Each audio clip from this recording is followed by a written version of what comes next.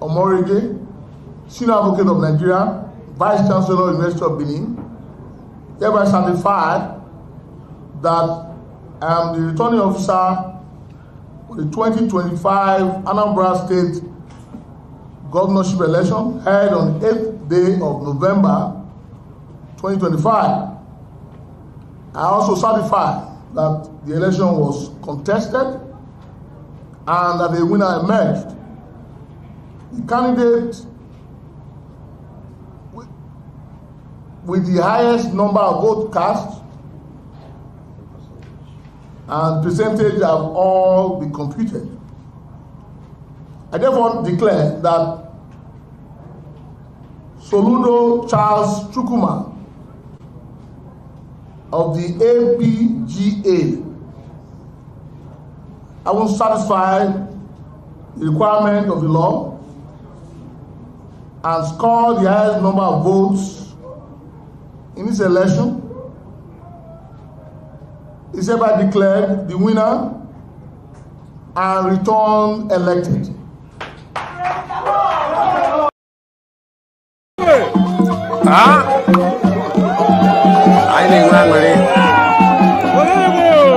I know better than one bar for.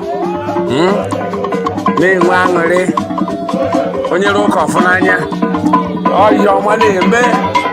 Tell one bar for one in Olugu. Then they do that within a good time. Oh, you look off on Anya.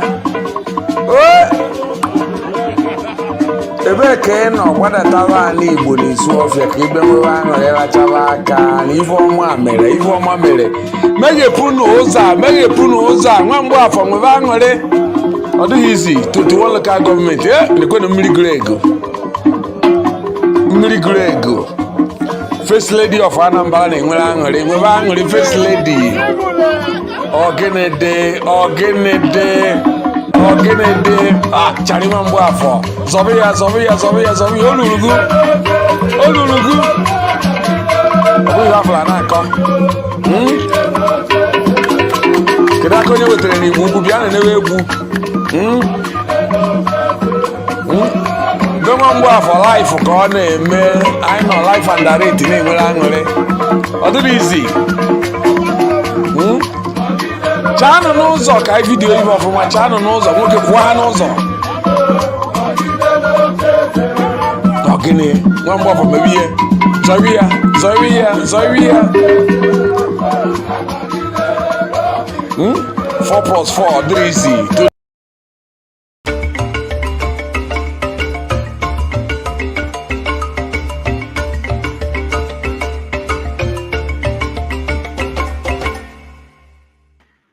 Hello, welcome.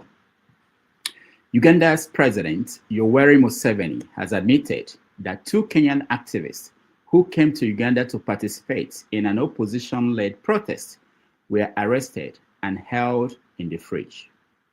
Museveni described the 2 men as experts in riots and acknowledged they were arrested and put in the fridge for some days. The 2 men disappeared in Uganda for 5 weeks and were only released yesterday. In Nigeria, the Independent Electoral Commission, INEC, has declared Anambra State Governor Professor Charles Chukwuma Soludo the candidate of the All Progressive Grand Alliance as the winner of yesterday's governorship election conducted in the southeastern state. Even before the election results were announced, there were accusations of vote buying, underage voting, and other election malpractices. It is the first election conducted under a new INEC chairman. Governor Soludo won with 422,664 votes, defeating 15 candidates from other political parties. Soludo's vote accounts for 70.6% of the total votes cast, which came up to 598,229. Soludo's closest competitor, Mr. Nicholas Ukachukwu of the APC, gathered 99,445 votes. As a percentage of registered voters, which stood at 2,788,864, the election recorded a poor participation rate of less than 22%. With only 22% of registered voters participating in yesterday's election, which resulted in Professor Charles Soludo being elected as the governor of Anambra State. He has now 4 years to turn Anambra State into a Dubai or Taiwan, whichever one comes first. My name is Rudolph Okonkwo. Thank you for joining us on 90 Minutes Africa. My co-host, Chido Onoma, is on assignment. On our show today, we have an interesting and distinguished professor. See, while the people of the state, Anambra State, hold their breath, AI is advancing with drones flying above you or mobile phone towers near you. On 90 Minutes Africa today, Professor Michael Ndinechi joins us to discuss these topical events and the impact of AI in Africa in the next 20 years. Professor Michael Ndinechi is a distinguished scholar from the Department of Electrical and Electronic Engineering at the University of Technology, Owerri, FUTO. Professor Ndinechi, the immediate past dean of the School of Electrical Systems, Engineering and Technology, and one-time director and CEO of the Federal Ministry of Science and Technology's Electronics Development Institute, ELDI, in Awka, brings decades of experience at the cutting edge of technology and innovation. We will explore how artificial intelligence is set to transform Africa over the next 20 years, from industry and education to governance and everyday life. Professor Ndinechi also anchors a widely followed engineering lecture series on YouTube, inspiring the next generation of African innovators. Please join me in welcoming to the show, Professor Michael Ndinechi. Thank you. Thank you so much for being here. We've had pastors, politicians, musicians, journalists, everybody but engineers. So I'm very happy to have an engineer, professor of engineering on the show. Thank you so much for being here. Thank you for inviting me. Yeah, we have to go. Most people don't understand that a show like this, we want to talk about all the aspects of life. It's not just about politics. I know we are heavy on politics, but we have to talk about other things that are impacting us. So, but first of all, let's look at things in the news. We had at the beginning of the program, INEC announced that Charles Soludo has won re-election as the governor of Anambra State. I know you are from Anambra State. You are instantly, you are from my hometown, Nobi. I have to say that. So you monitored what happened there yesterday. What did you hear? How was the election conducted? Yes, from what we hear, it was peaceful. Even though there were allegations of vote buying and, like you said, poor turnout.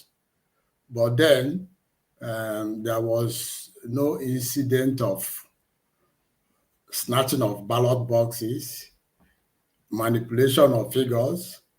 So with reasonable good conduct, well, from what we see, we can say that is free and fair. Free and fair. Now, in terms of participation, why do you think that after 4 years, almost 4 years in office, only 22% of registered voters participated in the election? In Nigeria, there is apathy. Why? people strongly feel that votes do not count. At the back of people's mind is like a result has been written somewhere, just waiting to be announced. So what is the need coming out to vote? That is the general, belief of the people. Get it? But in most cases, it is better that to come out and vote first and let your vote not count, not sitting at home and hoping that your vote will not count. And finally, the few that came out, their vote counts. So you just shortchange yourself by not coming out. A few minutes ago, the governor came out and claimed victory. He announced that this is the greatest mandate ever given to any returning governor in the states, that he won by 70% of the votes. And in terms of participation, he claimed in his speech that this was the highest that we've seen in that state, participation in an election. I don't know his figures, it might be true that participation has always been low in Anambra State. But in general, do you think that people felt that he performed well in the last 3 and some years to give him a second mandate, or that they don't have a better choice? What was the determining factor? Yeah, by, every standard, I visit Anambra State regularly. And like the acronym says, Anambra State is a one construction site. And if you enter Anambra State, you see that that is the true position. That most of the roads that were not, very passable in the past are now, very, I wouldn't say turnpike lane, but they are smooth that anywhere you want to go from one place to the other in Anambra State, you just, hit the road. Anyone you join will lead you to where you are going. So you don't have to start wondering, if I use this one, will it be true to where I'm going to? But most of the cases, you enter a road and you see another one. You will want to follow that one to see where this one is leading, because you know that it can only take probably 5 minutes difference for you to get to where you are going. So I think infrastructure-wise, done, well enough. I'm not a politician. I'm just talking based on what I see as I drive past. Okay, so he won now, and he has another 4 years to transform Anambra State into a Dubai. That was a promise the first time he came, a Dubai or a Taiwan. How do you think that transformation has been going? Is the foundation laid? Because it said in one encounter with the media that people were expecting him to perform magic in 4 years. That you have to first of all lay the foundation and build on it. But now that he has a mandate for another 4 years, do you think at the end of the 4 years that we are going to see Anambra State as the Dubai of Africa? If you talk of transport and road network infrastructure, yes, the foundation has been laid. But then that transformation we're talking about, goes beyond just the road network. By now, we're supposed to have seen foundations for, industrialization, being put in place. And, those things that will enable people to go into production, small scale entrepreneurship, because that is what grows the economy. People must be productive. So we are expecting to have seen the foundation of such, economic development, because people must have products that they will take to the market to make the economy of the place, good. And of course, the security has to be there. People have to be free to move around and do their business without any kind of fear. So we need to see those things, the condition put in place to enable the people to, start things that will transform the place to probably Dubai or China. But if the enabling condition is not there, you get it? If it is only the roads, then insecurity may make people not even to use the road. You're talking about roads, but in Anambra State, for instance, since P2B, or even, since P2B, Ngige actually, since Ngige came into office, we've not had, roads have not been the main problems, major problem in Anambra State.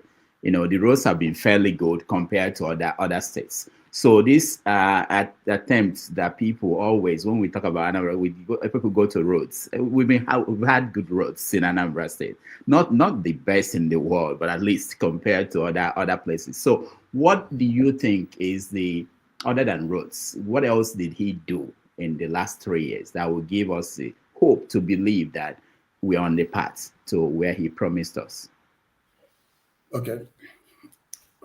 Like I said, we are yet to see that foundation that will make us the Dubai of Africa as a state. Mm. All right. All right. Yeah.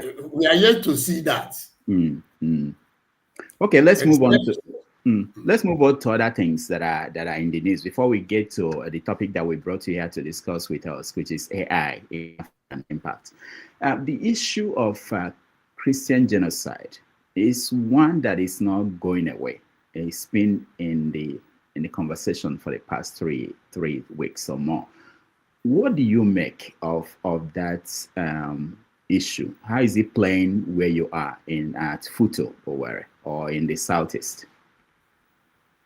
Yeah, here we believe that there is genocide, because if you are in the news on daily basis, you hear, people being killed for no just cause. Yeah, they were not killed for the people to occupy the place of the people killed, but the killing will, take place probably when the people are worshiping. So it's not just like, insecurity. It's kind of organized something. So, and it is very regular, and nothing is being done about it. That is where people are feeling so much concern. At least if things are being done about it, and probably not enough, then people will see that there is concerted effort to try to stop this from happening. But then, even when people cry out that this thing is going to happen tomorrow, and nothing is done, and tomorrow that thing happens, so it becomes a source of worry that it may be a coordinated attempt, and that is why some people are using the term genocide. Are people expecting Trump to invade Nigeria where you are?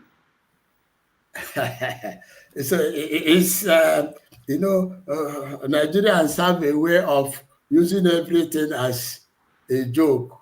So if you look at some social media, you see trying to depict Trump entering and how people are running helter-skelter. And so with that, you wouldn't know exactly whether the people, want it or the people do not want it. But, in general terms, get it? Many people feel that something extraordinary should be done to, curtail the killings, more especially in the Middle Belt. How is the politics where you are, Imo State?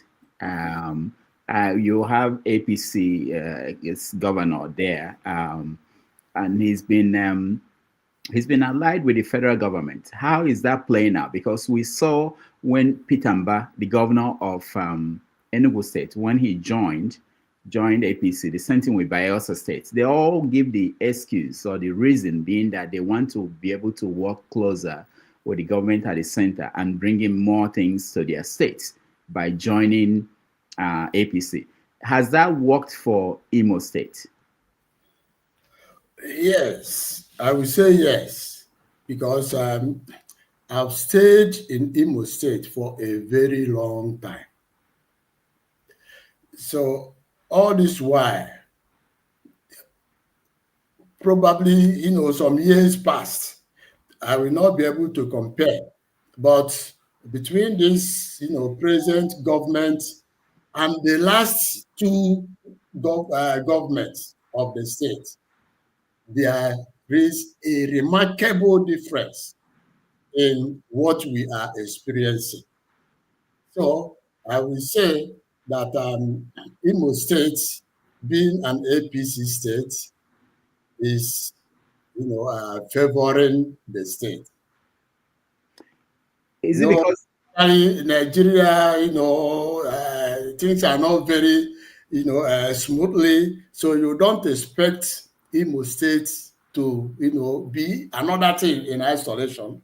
So it's a microcosm of the entire, country, Nigeria. But when you make comparison between the current APC government in Imo State and the past two governments, you see that there is a remarkable difference. At least those of us that have been on ground can attest to that. Is the difference because he is part of APC or that he is under pressure to perform because of how he got in there? Do you know whether the difference is because he's the party and the government is APC, or because the governor himself is under pressure to perform because of the way he got there?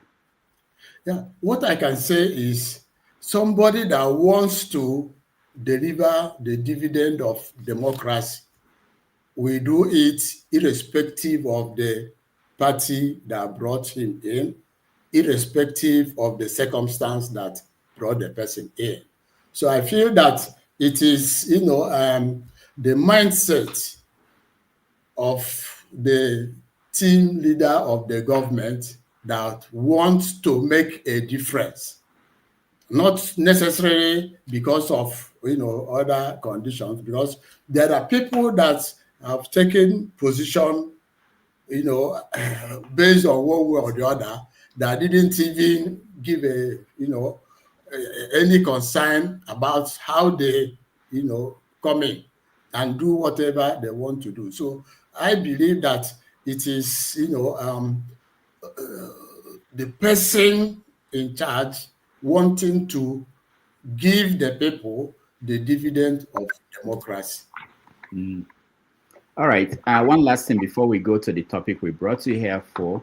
I speak to people in Nigeria, and recently in the last few weeks, they said that they are hearing less and less about 2027.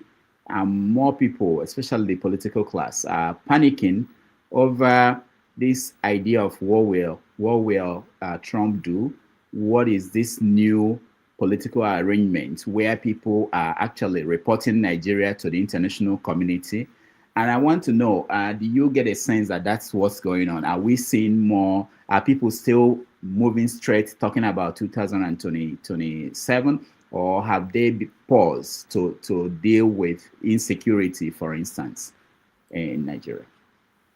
Yeah, man is a political being. So at my own level, some of the moves are, showing that definitely by next year, the, campaigns will be in full force for the next election. So I think, people are, strategizing, aligning and realigning to make sure that, next year they will come out in full force to, grab one position or the other politically.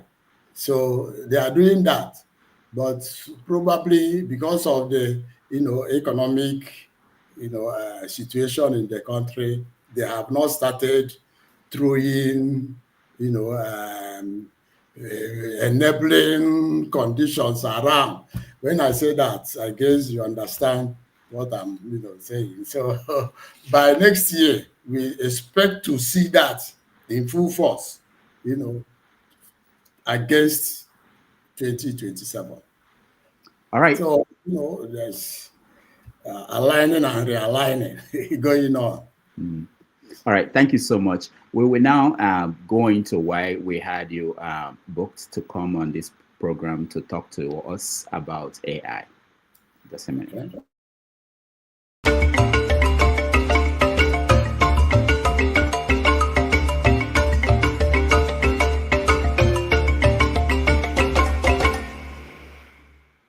All right. For those just joining us, we are talking to Professor Michael Ndinechi, the immediate past dean of School of Electrical and Electronic Engineering at FUTO Owerri. Prof, we want to talk about AI. Africa missed the industrial age. We haven't caught up. We are now in the age of technology. How are we doing? Yes, I will say that Africa has not still catch up with the world technologically, but a new technology is coming in. That technology doesn't have to be, inventing heavy machineries and all those things. It requires knowledge, and where to get that knowledge abounds. So Africa, being a home to we say about 1.4 billion people with huge youth population who can delve into this new technology and make proper use of it to make change on way things were being done in the past, then we say that there is big hope for Africa in the new dispensation of artificial intelligence. Different from when technology was centered on manufacturing heavy equipment and sophisticated equipment. So the era of artificial intelligence, I strongly believe, will benefit Africa so much in the areas of agriculture, healthcare, education, governance, and even, digital security, cyber security that, requires intelligent and not necessarily production lines. I hear what you're saying, and I always think about, is it possible for us to get where you think we are going to go to without having water coming into our homes, having gas coming into our home, having electricity in every home, having telephone? Is it possible to get there without those basic things that depended on what was achieved during the industrial age? Can we, for instance, have driverless car going from Nobi to Newi without electricity, without the basic things that they accomplished, those that benefited from industrial age? Well,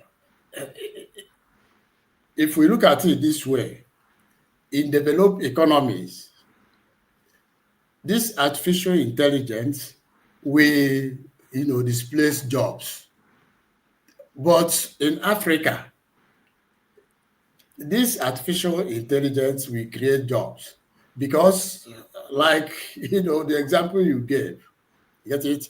The artificial intelligence will help assist people to now, be able on their own to develop how to, put these amenities in place without necessarily having to reinvent the wheel. And that will involve many people before getting to that point. So in involving many people, then high-tech jobs will be created, in the chain. So many people will be engaged in doing one thing or the other. So what we are saying is it will now become easier for people to see when there is fault along this transmission line that makes it not very possible for electricity generated to serve the people either 12 hours a day or thereabout. Because some of those things occur not because there is no electricity generated, but in the course of transmission and distribution, there are, failures, which takes hours to rectify.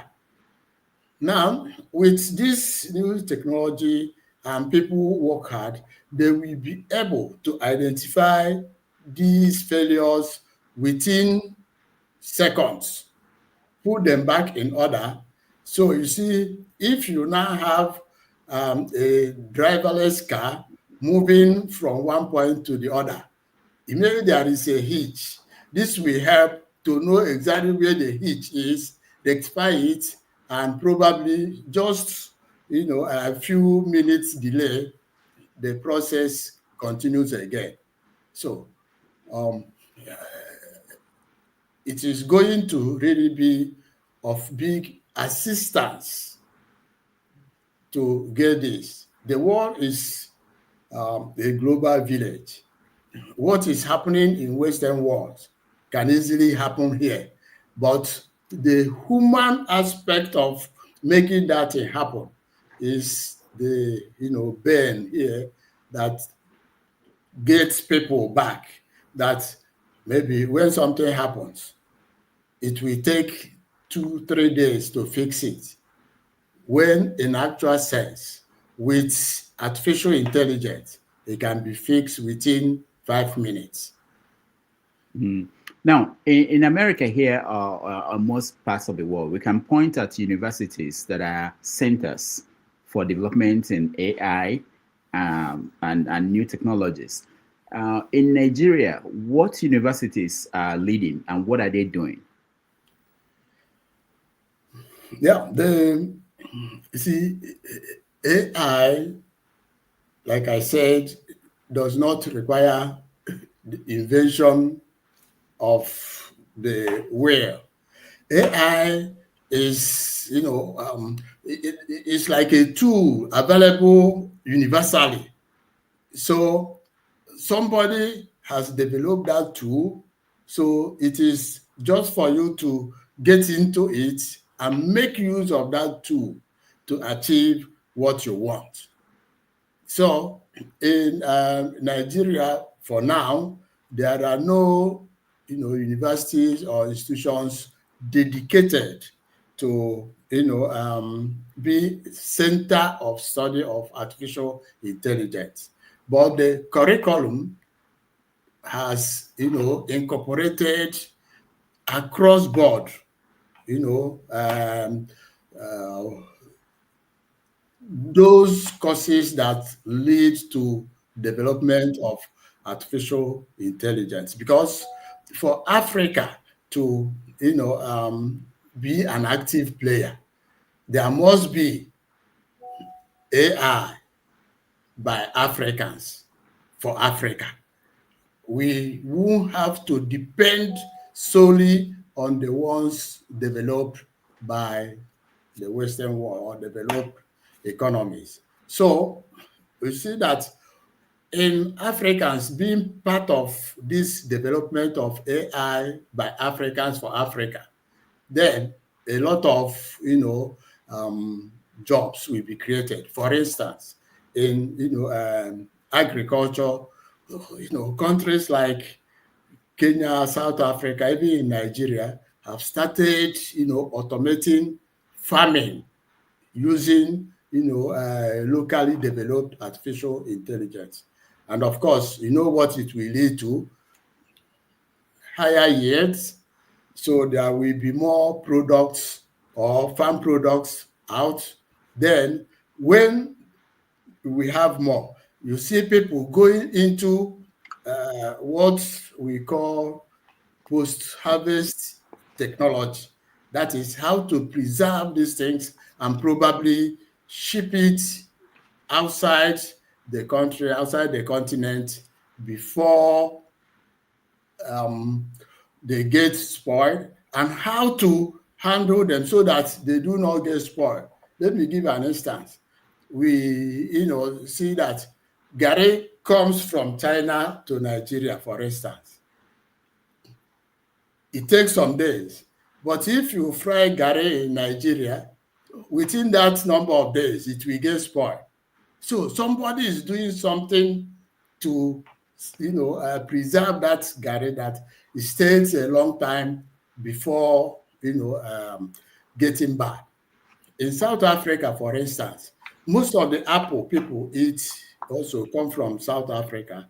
And at the University of Stellenbosch, they have what they call Department of Post-Harvest Technology that helps to study what makes these fruits or these apples to spoil within certain number of days.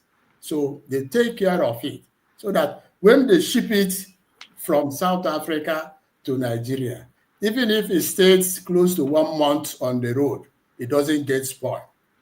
So, you see, now, artificial intelligence will enable people to, whatever product they are having, to study and know what is responsible for those products to, get bad as soon as possible, and now take care of it so that they can now start exporting those things to, outside their countries.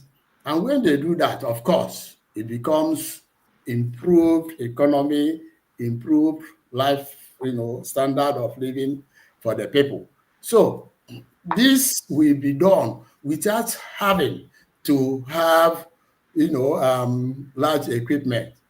With a laptop, you have access to many AI tools that you can query, put some data, and get exactly what you want. So you see,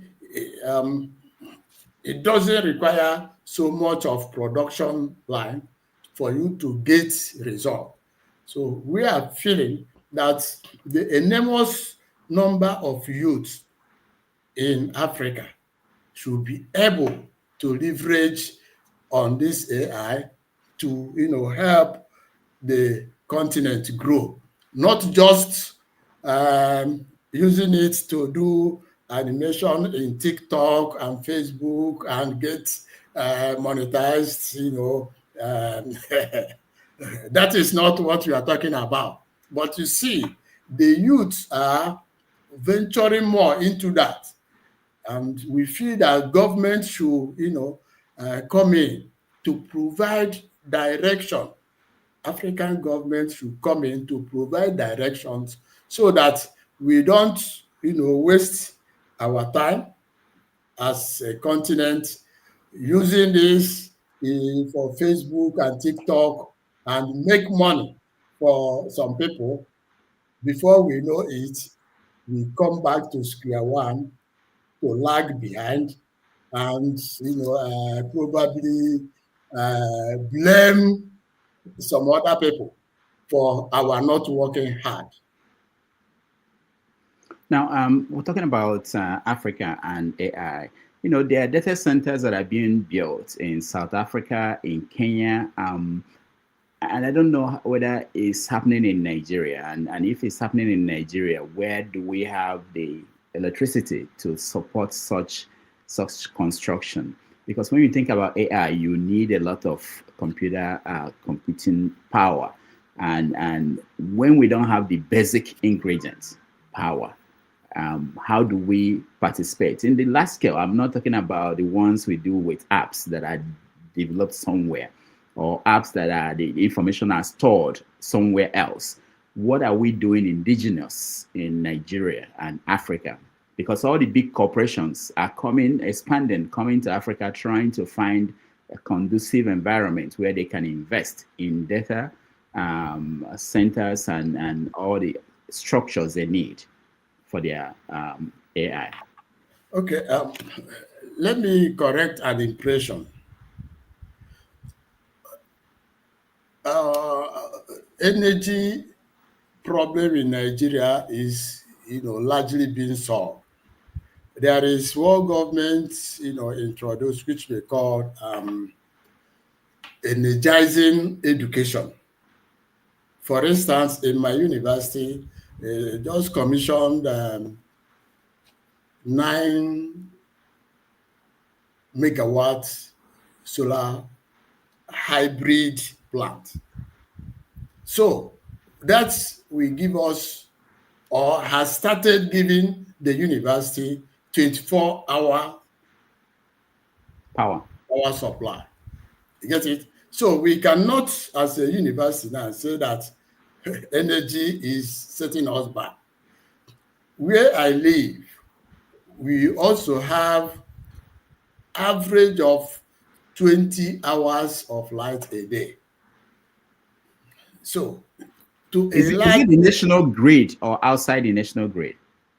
Yeah, like where I live is national grid. With my hybrid solar system, I have electricity 24 hours. But where I live, the public power supply gives 20 hours a day. Some universities, not only my university, have this, energizing education project. So they also have, 24-hour power supply. So that has improved tremendously. You get it? But like I said, government must provide direction in this era of artificial intelligence, so that it doesn't become a haphazard thing. This person is doing this person is doing that.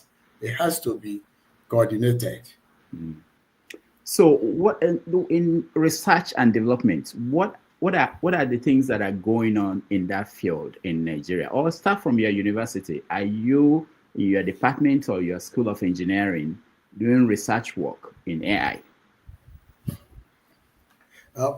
Like I said, the university, the Nigerian system runs, what I may call a rigid curriculum.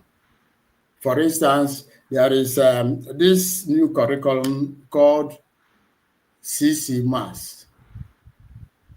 Core Curriculum Minimum Academic Standard, where NUC produced a curriculum that's 70% of the curriculum, and the universities are expected to just introduce 30%. So, like, I have a presentation, public lecture in my YouTube channel, which, I called Sustainable Engineering Education in the Era of Artificial Intelligence. And I made it clear that this curriculum was just put in place few years back, 2 years back, before the explosion of artificial intelligence. And if you look at those curriculums, you see that artificial intelligence was just like, okay, try to introduce it. And because you are going to follow this rigid curriculum, you don't have, the freedom to change it. So I call for immediate review of that curriculum, even though it is just about 2 years, because we need to review it to bring it up to standard of what is happening now, or else it will be teaching today what has expired yesterday. So we need to quickly review that. And like I said, that has to come from government. And if given opportunity as a university, definitely we will review that curriculum as quickly as possible to introduce, new things. Because, like I said, the curriculum, as far as I'm concerned, is dead on arrival. So Now, if you look, I say,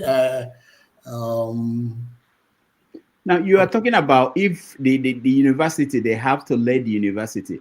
Has the university, I mean by your university, proposed what needed to be done to the federal government, and how receptive are they to those kind of ideas coming from the university? the way the Nigerian system runs, okay, you can click on the live something, then you see. So you can see the one to the extreme of my right with somebody wearing yellow cap. Yeah. Yeah, that is, where I made it clear that, see, this curriculum must be reviewed and as quickly as possible. Now, coming to your question, you see, we have what is called Committee of Vice Chancellors. You get it?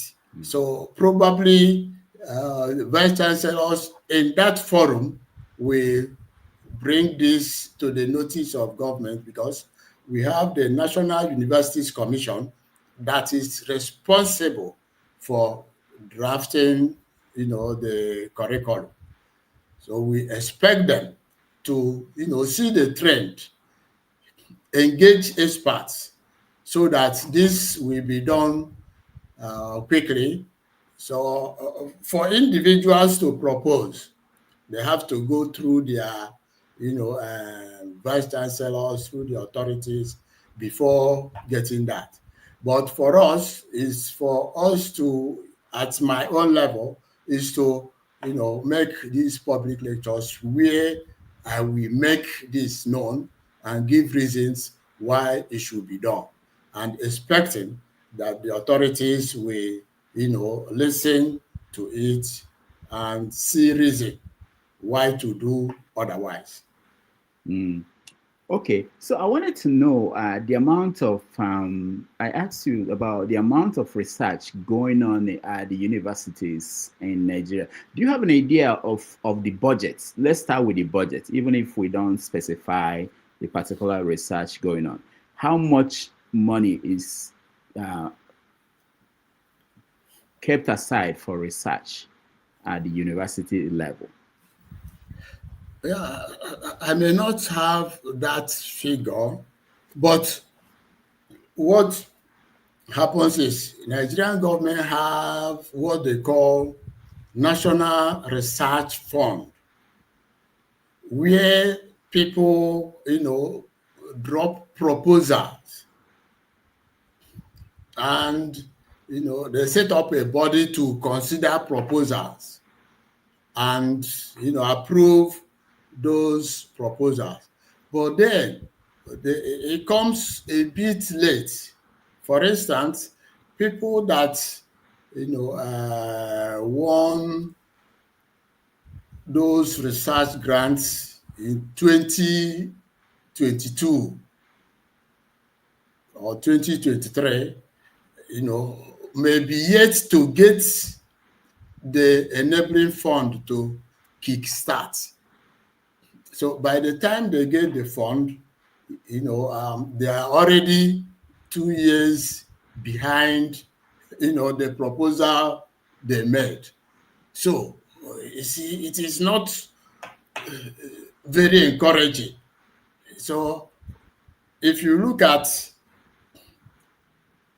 let's say, 2022 research grants awarded to people, what we will be seeing will be, topics of 2020. When they did that, and it took this long time for approval, and it took another long time before release of initial funding.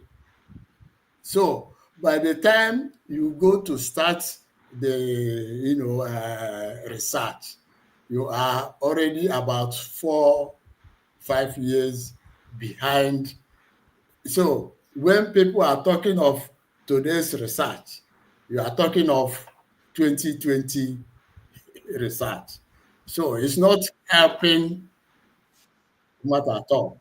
So if I am to give information on that, what is going on, it will be what was supposed to have been going on in 2020 and not 2025. All right. Let me ask you this in terms of this what's going to happen in 20 years. A new study here in America by the Democratic Party found out that in the next 10 years, this country will lose about 100 million jobs due to AI. 100 million jobs due to AI. In fact, in the last 1 month, so many companies have been firing people in thousands and saying that the reason why they're doing it is that they found an easier way to do that using AI. Companies like airlines discovered that there's no need for all the people they hire, that AI could make the work very easy and faster. So this is something they are preparing for.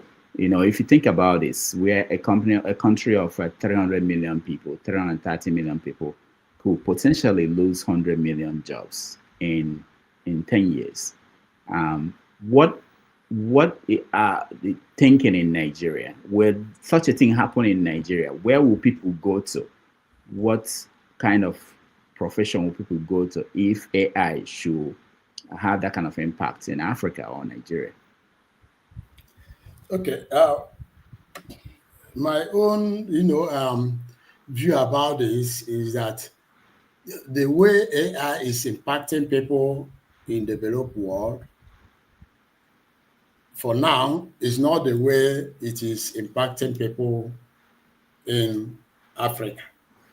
So if you take, for instance, so many taxi drivers in New York City, and all of a sudden they have driverless, taxis.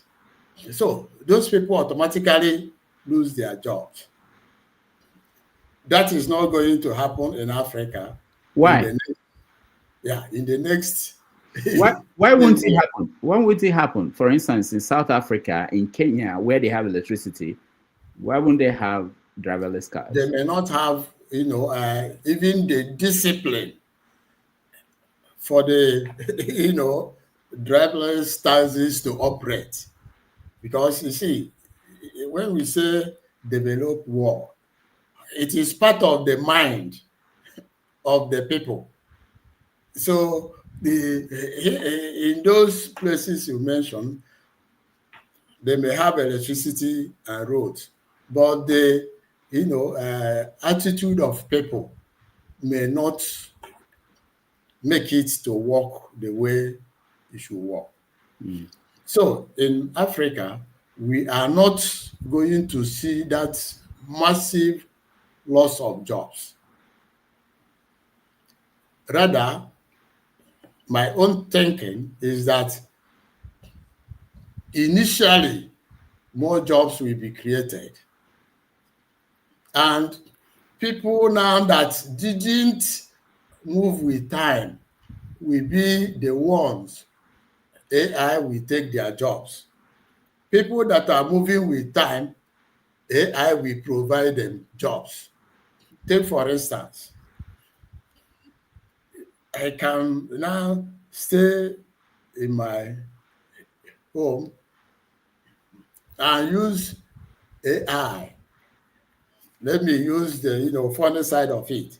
Use AI to study my Bible and become a preacher. You get it? And many people will follow me and pay tithes online. You see, I've created a job for myself. You get it? And some people will use it and see how to help a farmer manage his product, to increase yield. So these things are things that are coming up that people can leverage in Africa. But in the West, this is what people are doing that AI will take away from them. So for us, I think in the next few years, AI will help to create jobs. But people that refuse to, follow the trend and get acquainted with how to use AI will be the people AI will take their jobs because they refuse to move with time. So one of the people that a group of people really are the teachers. Teachers are one of the people penciled as people that might lose their jobs in large numbers, because some universities are setting up models now for teaching most classes where they don't need a physical teacher to be in class to teach, using AI and all the other technologies that are available to do that. Even in the medical field, studies are coming up where AI is now being used to read lab results, to read radiology results. You're eliminating so many jobs. Pharmacists are also at risk because AI could be used to get the prescription to patients without bypassing the pharmacist.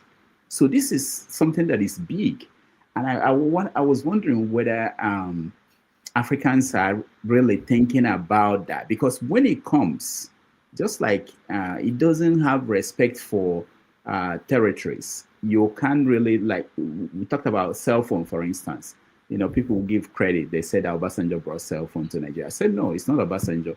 It had to come. When the market got saturated in the West, the people making the cell phone, they have to bring it to other places and sell it to other people. And they had to find a way to come into your country and sell it to you. So the same thing with AI technology. Companies, first of all, on their own, for the interest of making profit, will eliminate. Universities can decide if there's an effective way to teach students without having 10 professors in one department. If they can do with one, they will do with one. So what is Africa doing in preparation? Or is Africa thinking, or people in Africa thinking that, we still have time? It's not imminent. Yeah, remember, our topic is limiting the next 20 years. Yes.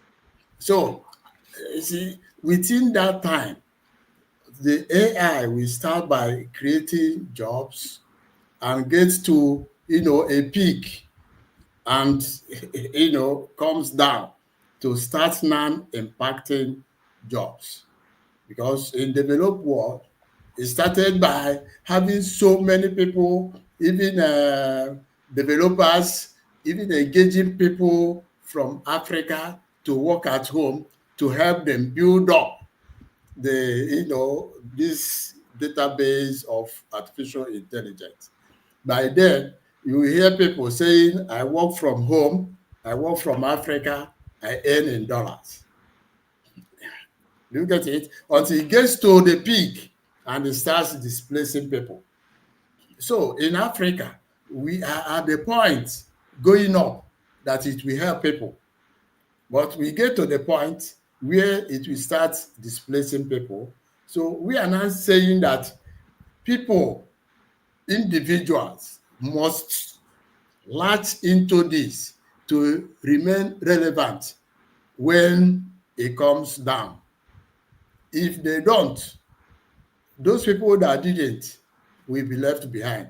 For instance, in education you talked about, if I don't know how to, use those AI, chatbots, AI classrooms, and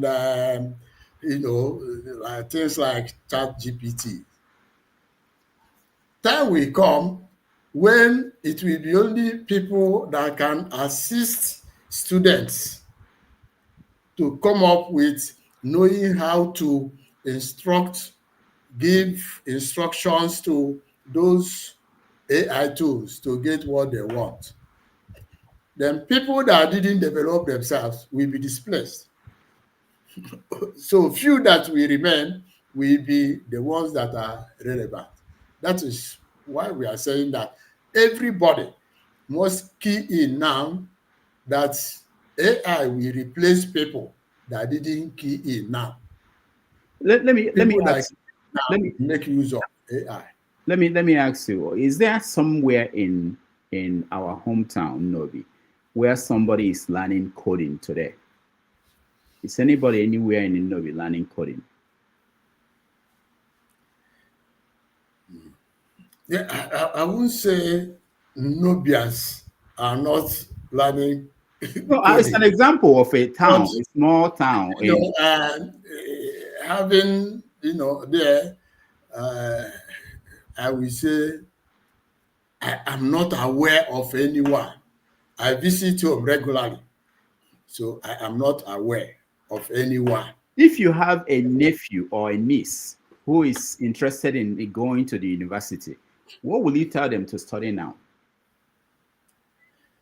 Yeah. Based on what you know about where the world is going to 20 years from now. Yes. What my, boy that is going into the university now is going to do software engineering or cybersecurity. You get it? So that it starts early to develop, appetite for coding. Now, let me just again. Likewise, any other person, I will advise so. But remember, any course you are studying now and has, good element of AI will also make you an expert in that area using AI. All right. So just another disclosure. When I was in high school, you were in the university, and we looked up to you, and you ended up becoming a professor. When I was writing my final year project, I went to UI. I went to Ahmadu Bello University. I went to UNN. I went to the University of their Department of Agricultural Engineering. And I looked at the projects that were done by previous students before my own set. And they produced a lot of prototypes of equipment you can think about. the equipment for planting cassava, planting maize, for harvesting, for processing. These things are still there, I'm sure, today in those storage spaces. Never produced, never utilized. Why did we fail? And how are we going to, what gives you the impression that this new technology that is coming in, that we are going to do better? Why did we fail to utilize the skill set of generation of engineers that the country produced, including you? Okay, like I said, we need, government to have a holistic, view of how to guide this technology and not leave it at individual or sectional levels. Now, what you said, when I was director of Electronics Development Institute, get it, I looked at, coming from the university background to go and head the institute, I looked at where we have something like, electronic product development, where we can enter the universities, see novel, student projects, then get the students and harness their potentials to get that product they developed to the market, that is, commercialize it. So we made a proposal in the budget to get, some fund to go and do this, because that time we were looking at first product was to be phone charger, because we are looking at a market of over 150 million Nigerians that use phone, and from time to time their charger gets bad and we have to buy from China. But this is what any final year engineering or electrical engineering student can design. But after designing that, it takes a lot to have a production line to send that to the market. He may not have it as an individual, but the center can, have, a small assembly line that will help students that have such minute electronic products to mass produce. It becomes their product. It becomes made in Nigeria. It can be, moved to other countries to earn foreign exchange. But then, what did we get? The budget that was approved for us to do this was not even enough to visit one university once. So, but this is what you do and follow up. I'll give you an instance. When I was at the University of Greenwich, Ericsson has a research coordinator that goes to universities to see researches that are of interest to Ericsson and, take it from there and make sure it gets to the market or is integrated in their operations. So if we stay and wait for professors to develop something and get it to the market, it is not possible. It's not possible, because to get a product from research end to the market requires a lot of input. So when they do that, it ends there. The greatest problem from my experience is in budgeting. When the government doesn't look at key indices. I give you an example. Because I was head of the institute, if you apply for, let's say you want to design a car, that is known by everybody. And in the first year, they give you money that is just equivalent to buy 4 tires. And next year, there was no money given at all to continue with that.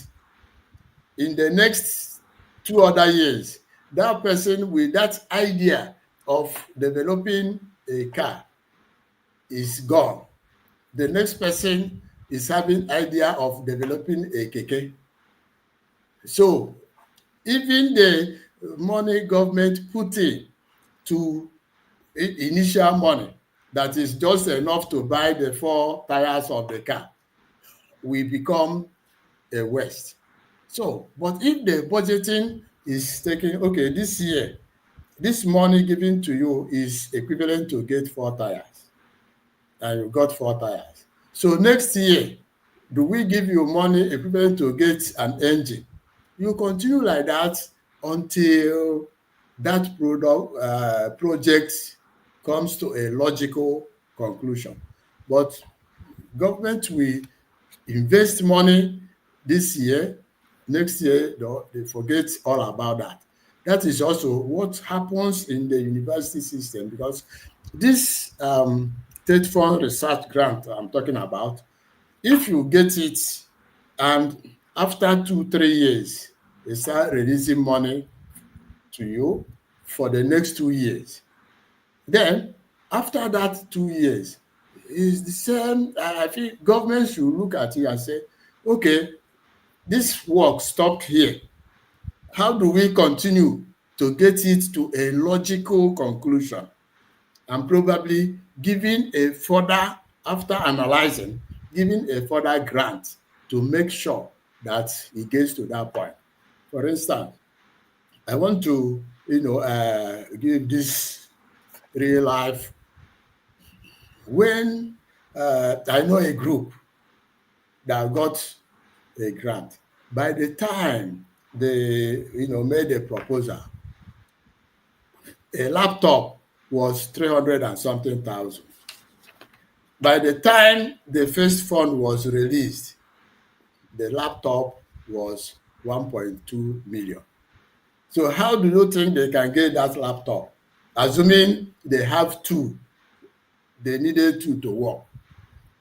So you see that on arrival, that grant is almost equal to nothing. But if that grant gets, a subsequent one, then they can continue and get to a logical conclusion. All right. We have a lot to touch about. People are here. We have to get them involved in the conversation. I will ask you 2 more questions quickly, and then we will take a break. When we come back, we bring them in and then continue this conversation. The question is this: knowing all these things, all the impediments, why are you still there? Why are you in Nigeria teaching there? So, well, we are here to contribute our own quota. For instance, if you look at my YouTube channel, I know people, many students cannot afford, quality engineering textbooks. You get it? So I used it as my own little contribution to, give lectures that we cover the spectrum of electrical engineering, electronic engineering, mechatronics engineering, telecommunications engineering, and computer engineering. And of course, some general engineering, courses. Get it? That is my own little way of contributing.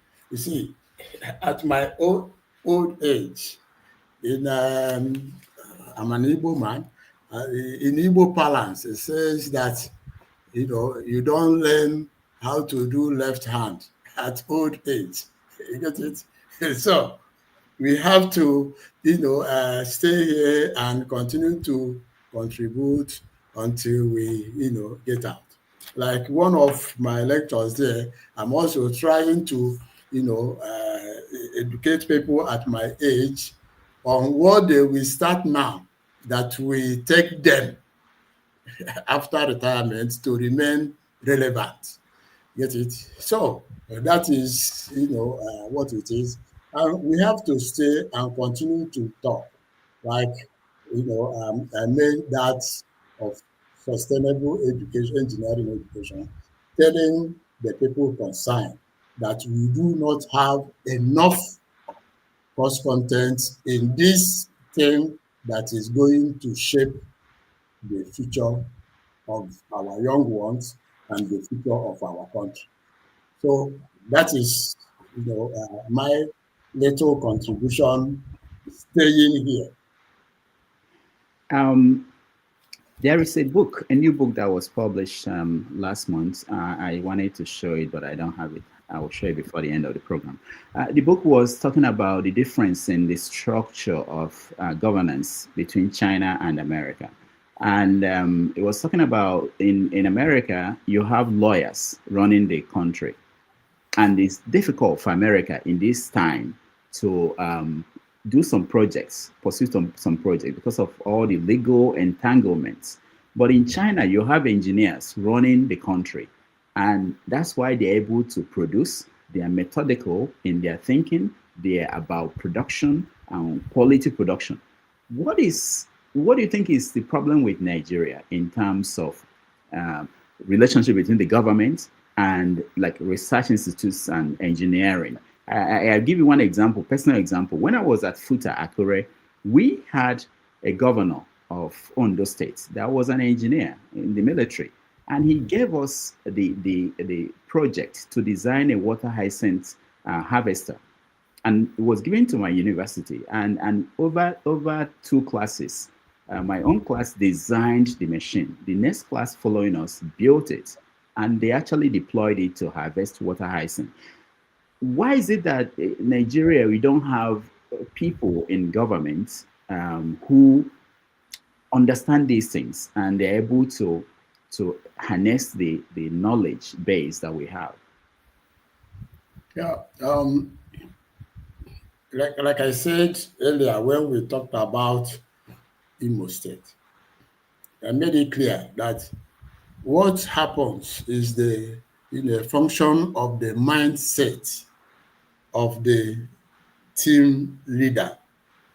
Now, if the team leader is knowledgeable and gets other knowledgeable people to work with him, you see that the right thing will be done. But when people are not really knowledgeable, whether you like it or not, initial education is very important in shaping a mind. So if your upbringing is in the line of engineering, a good engineer thinks differently, and that is why you know um, it's a bit difficult for you to have many engineers in key position in Nigeria. For instance, there was a time a lawyer was the minister of energy and power. So he continues to talk about legal issues, and at the end of the year, nothing will be delivered. But if you have an engineer, the mindset is always different because he wants to, look into the future to get out what will be, beneficial. For instance, an engineer building a bridge will factor in the possible weight of vehicles that will fly that bridge. An agriculturist who plants maize is not thinking about pest.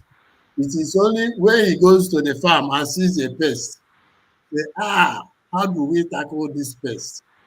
Already, the problem is there before he start looking for solution. But an engineer will look at, you know, possible future, possible outcome. So, you see, for us to, do well as a nation, we must start having, engineers in the right places. If you see where an engineer is in the right place, there is always a difference. My little example, we go to, Ebonyi State, when Umahi, an engineer, was the governor of the state. There was a remarkable difference between what happened during his term and what happened before his term. But Where under engineer him, makes a difference. under him, he also constructed a airport that collapsed. The roof collapsed in less than 1 year. But one last question from me before we get people in. Your vice chancellor nobody can criticize her. She's a hero to many people because of how she conducted the election in Abia State that had Oti elected governor of Abia State. But I have an issue with your vice chancellor. Maybe you can clear it with us, for us people who are watching. She was the person that was vice chancellor. If I'm wrong, correct me. When Isa Pantami became professor at FUTO. I want to find out, has he resumed, he was a minister at that time, has he resumed at FUTO or where is he now? Is he teaching at FUTO? You see, in appointment of a professor, first of all, let me clear something. The process has started before she came in as the vice chancellor. Okay. You get it? When you take over position, you take, assets and liability. That is what happened in her case. Do you get it? In fact, I was a member of the governing council when that happened. You see, the predecessor had done all the, processes that are supposed to be done. So we came, I think that was even our first council meeting where she chaired. It was already that, because the process is that the paper comes back and the VC presents to the council, and the council, looks at the thing and approve. So when people stay and, talk about her and that issue, it is not exactly what it should be. People talk about that from the point of ignorance. That at that point, it is not for her to stop that, but for council to stop that. And like I said, I was a member of that council that approved that appointment. Do you get it? But people are seeing it that it is the vice chancellor. Vice chancellor is not the chairman of council. So your council that approved it, what did you guys see that the general public did not see in the things that were presented about Isa Pantami?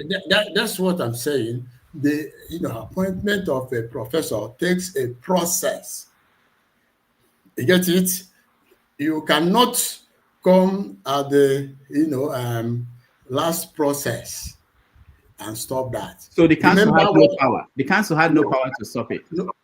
No. Remember that. A previous council has done all including establishing a prima facie case, including sending papers out for assessment, including receiving the assessment. You get it? Yes. It's like somebody is to be ordained a priest. He's been a seminarian for years. He's done all the things. You get it? And on the day of, ordaining the person a priest, a visiting bishop comes and says, I don't like your face. You are not going to be a priest. You get it? Then it's left for that, bishop to say why he doesn't like this young man's face to ordain him or a priest. You get it? If you don't have reason to do that, then you cannot just go and do that without saying what made you do that. So let me get this. Is it normal for somebody to be appointed a professor at a university and the person will never show up there and never teach there? Does it happen all the time? No. Okay, so what happened in this case? You can be appointed a professor. I still use myself as a small example. You get it? As at the time I became a professor, I was at the Electronics Development Institute as a director, chief executive. Do you get it? So you can be appointed, and if government gives you, another job assignment, you continue to do government assignment and continue to get, what you call leave of absence. Are you getting me? Yeah. So is Pansami on leave of absence? I won't know now because I don't have his files, but I'm telling you that it is what is possible. Okay. Because when I was appointed, I continued on my leave of absence until 2015 that I decided to go back to the university, system. So it is not out of place. That is what I'm trying to, put through, that it is not out of place. But when conflict of interest comes, people say everything, and people believe what they want to believe. All right, let's take a break. When we come back, we will continue. We'll bring in everybody now to weigh in and chat with Professor Michael Ndinechi, who is joining us from the Federal University of Technology, Owerri, FUTO, today. All right, see you.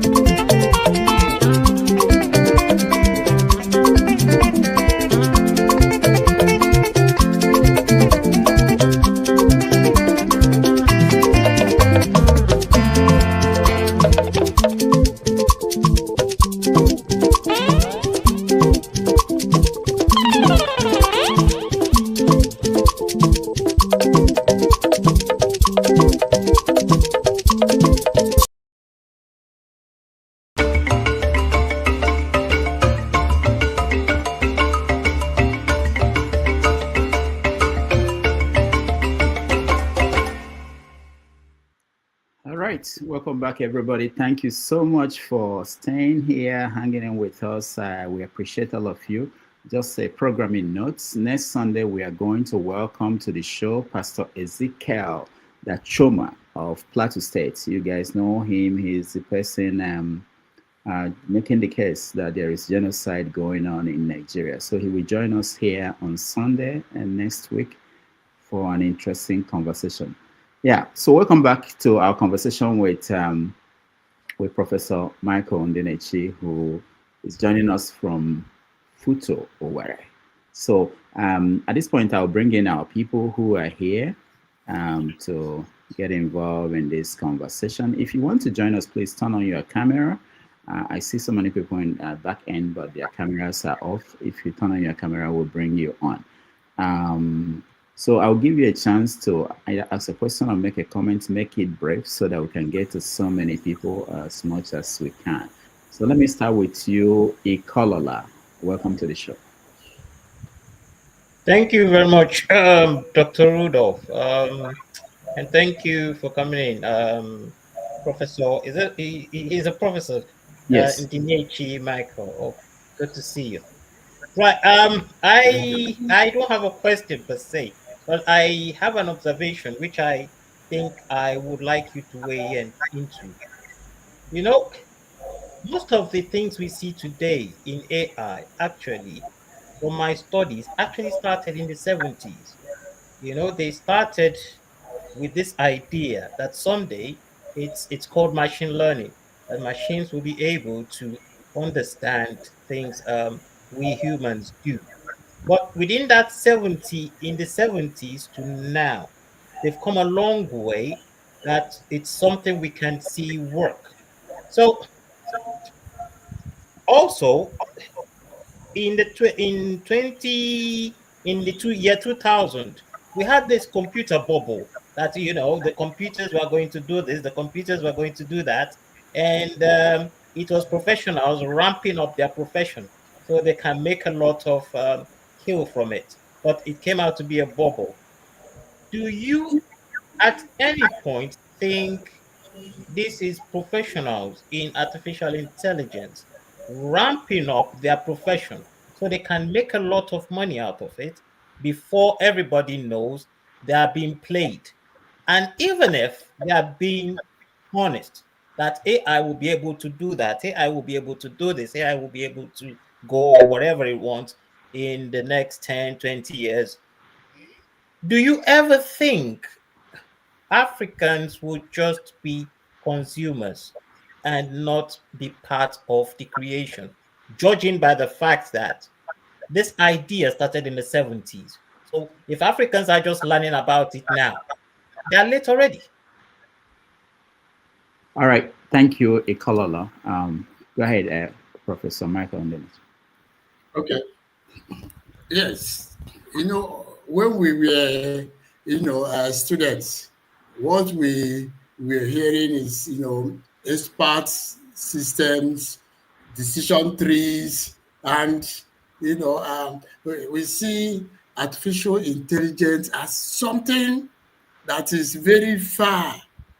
When you work on, artificial neural network, and all those things, thinking that artificial intelligence will be, something still in future.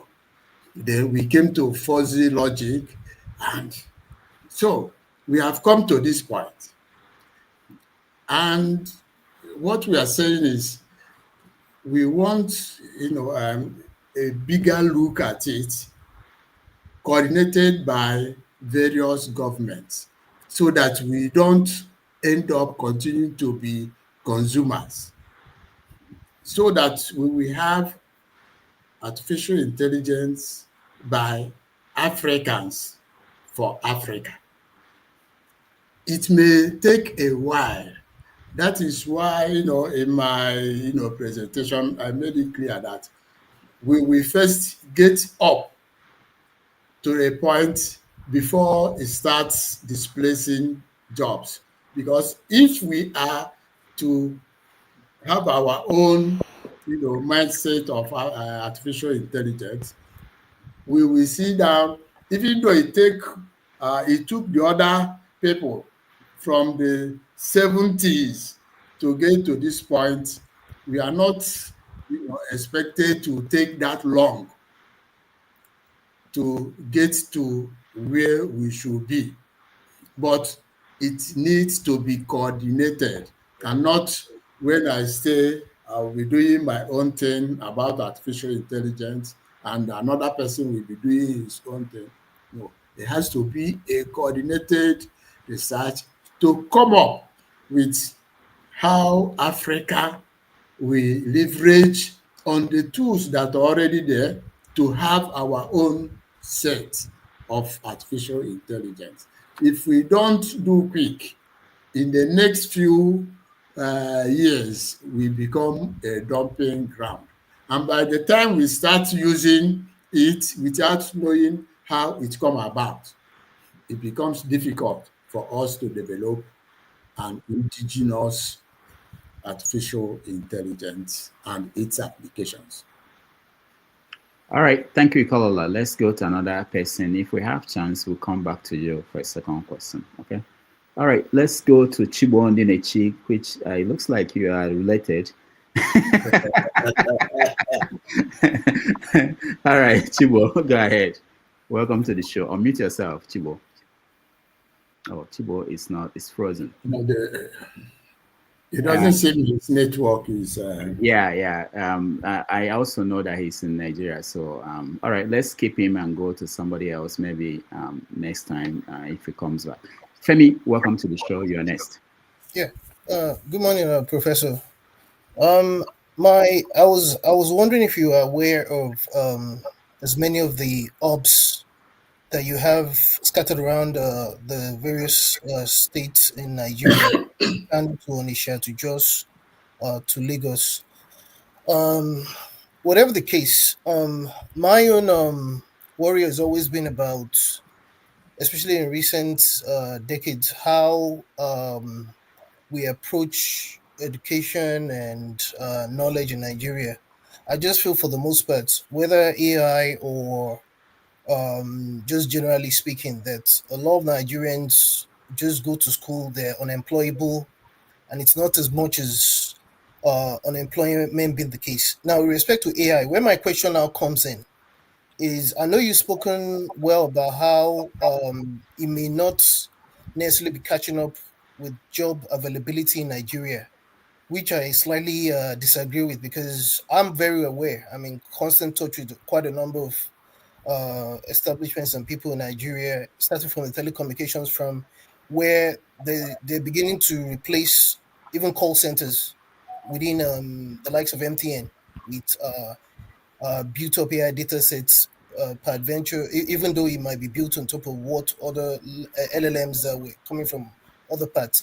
My thinking, which has already been introduced by Dr. Rudolph previously, is I hope it's not a case that we would wait till we get to this catches up with us. We think, because considering the fact that we live in a global village, why are you so confident that this thing will not catch up with us before we know it?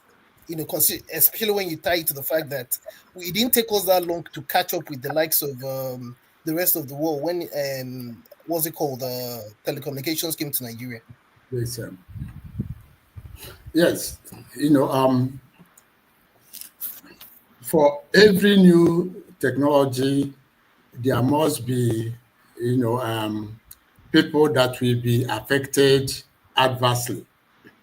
If you remember, in the early days of computers, we have the people, known as the Luddites, people that, rejected it in its entirety. You get it? Because it was to take over their jobs. But you see, computers came into being and even created more jobs. And, it continues. My own analysis is that we have reached at the point where technology will be affecting jobs instead of creating more jobs. But for Africa that has, a sizable youth, if Africa and African governments coordinate AI the way it should be, then it will start by creating some jobs. Yes, some people will lose their jobs, like we mentioned, MTN or some telecom companies, centers. Yes, but mind you, some people will leverage on this artificial intelligence to also come up with other things to help to assist other ways things are being done in a crude way.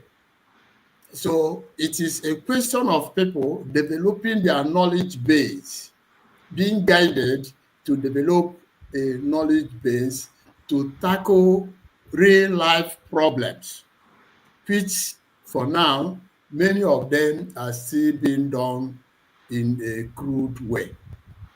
So, like I said, if you don't embrace artificial intelligence now, it will impact you negatively. But if you embrace it, you'll be able to, look at any of those SDG goals, go 7, 13, go 7, 9, 13, and see where you will fit in. In one of my, online lectures on sustainable engineering, education, sustainability, I made it clear that instead of, our universities going ahead to, continue to do projects that are no longer relevant, they can focus on, areas of clean energy. When they do that, you see that 1,001 jobs will be created because people that need clean energy abound, and there are so many of them. So if you, try to leverage on artificial intelligence to provide clean energy, you will see that your market will be unlimited. That is, what we are saying, that there will be first creation of jobs before job losses. But if we do not harness the potential of this artificial intelligence, it will start affecting us immediately. But if we, develop our mentality to harness it, it will first create some jobs. Just like when GSM came, you see people under umbrellas making out a living until after such a time, it fizzled out. Then those of them that try to create and move further to start producing recharge cards and other aspects, learning how to, repair phones and all those things, it became a very big market. So I still believe that if we coordinate it well, it will first create jobs and gets to the peak before it starts displacing jobs. All right. Thank you, Femi. Before I come to Wabelo Ovie, let me just throw in this question. It says that this is something I think I discussed with you before you came on air, but we didn't get to that. The app, there's an app now that is God app. There's an app that is different pastors. There are apps now where you can actually go to an app and have your church service with the app. You basically ask a question. You can make your own confession to the pastor. You don't need a real pastor anymore. You don't need to go and pay tithes and a lot of people, young people in the West, they don't have to go to church. If they feel like talking to a pastor, they go to the app. So it's real. And in Rwanda, they have drones now delivering medication to different parts of the country. So if they were using vehicles to transport that, that is gone. The driver, everybody is unemployed. It's real. It's happening immediately as we speak. So the question is, back to what Femi was saying, that this might be more imminent than you are making it look like. That's the comment I got from. I'm sorry, Doctor, if I may add. I'm glad you brought up the issue of Rwanda, because I saw that thing when they test ran a couple of months ago. That's exactly where I was heading with that. Thanks for bringing that up. Okay. So, Prof. Okay. Yeah. Let's take, in fact, in one of my something last week, I talked about the impact of this AI on religion. You will see it just a 27 minutes something, because you see, definitely AI will, reshape how, people perceive God. It will, be able to do all manner of things, even better than some of the so-called pastors do that. But then, will it be able to, do things like, for religious people, say divine revelation? Can the machine sing? Can it? So there are lots and lots of ethical questions that are there. But then it will help people to find the truth behind their religion better than what their general overseers tell them, what their pastors tell them. But then in religion and religious rituals, we get blessings, we get divine revelations.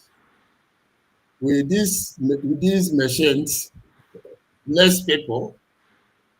With these machines, why not? Why not? If he writes poetry, writes books, why won't it bless people? Is it not words? You tell him what you want. In spirituality, we talk about soul, conscience, and divine revelation. The machine cannot have soul. It cannot have divine revelation. So it will still fall short.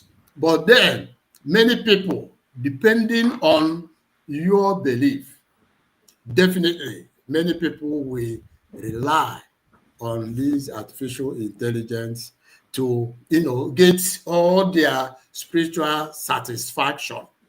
In which case, I believe that very soon, many pastors, when I say pastors, African pastors that depend so much on prosperity, will start losing membership, because I'm sure AI will not be talking about prosperity.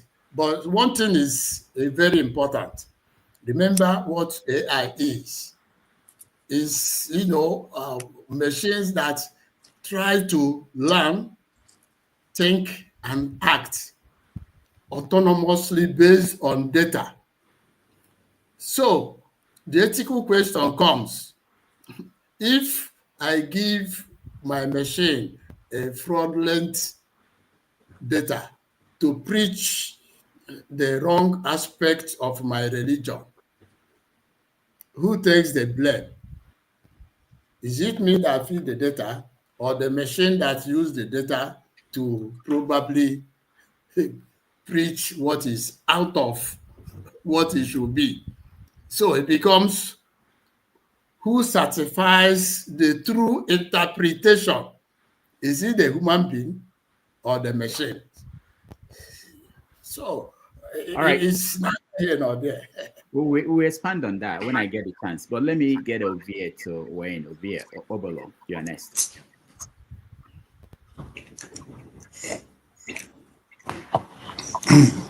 Every day, these intellectuals, I'm coming after you too, Dr. Dameji. So this is not because you guys occupy the echelon of intellectuals, but not just that, you guys are opinion molders. So I am not just angry, I am disappointed But my consolation is that it gave me a reason to keep fighting for people like Owerri. Zipline, by the way, not be the one that get them. It's owned by an American company, funded by people who are younger than me. We gloss over finishing products that 99% of us will not be able to afford, when we are supposed to be the driving force of that. Most of us will not explain to solely a Gen Z voice on this platform why it takes us 60 to 70 years to refine our oil. Maybe we'll not learn enough. Nature, again, has given us a rare opportunity, not just to change our life, but to define civilization going forward. We sit at the top of what makes AI possible. How you go fit drive that car dreaming from Lagos to Nobi. Those are finishing products that most of us cannot afford, but we are home to the natural resources. America and China turned their grinding machine. That's what it's called now, human grinder, on us. And it's not because of religion. It's because of them won't get us direct access to that resources. Somebody should not come and tell me there is a plant being built in Kaduna. Yeah, there is a plan. What is the agreement? 70 to 80% of that resource will go from Kaduna straight to Beijing. Who do all like this? If British and the rest of the world are worrying about what AI is going to do to the economy, that should not be our prerogative. Because we stand a chance to actually develop it from the beginning to the end. Why are we not talking about how to build local industry, mining and manufacturing?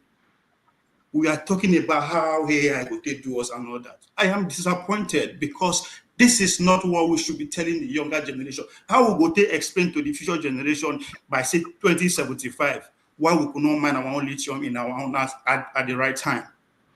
We'll wait another 50 years. Femi was alluding to that. We go to wait for finishing products when we're supposed to determine how things should move forward. The Arabian nation are not doing that. They don't have the resources. But those that want it bad are going to them to cut a deal.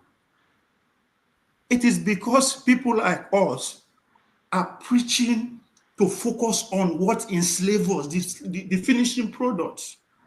Our oil up to today is still tied direct to outside world. We never learn enough. Let's change the way we talk about things. We have the raw materials. Why is it that I cannot transport that raw material to have a drone delivering all over the world?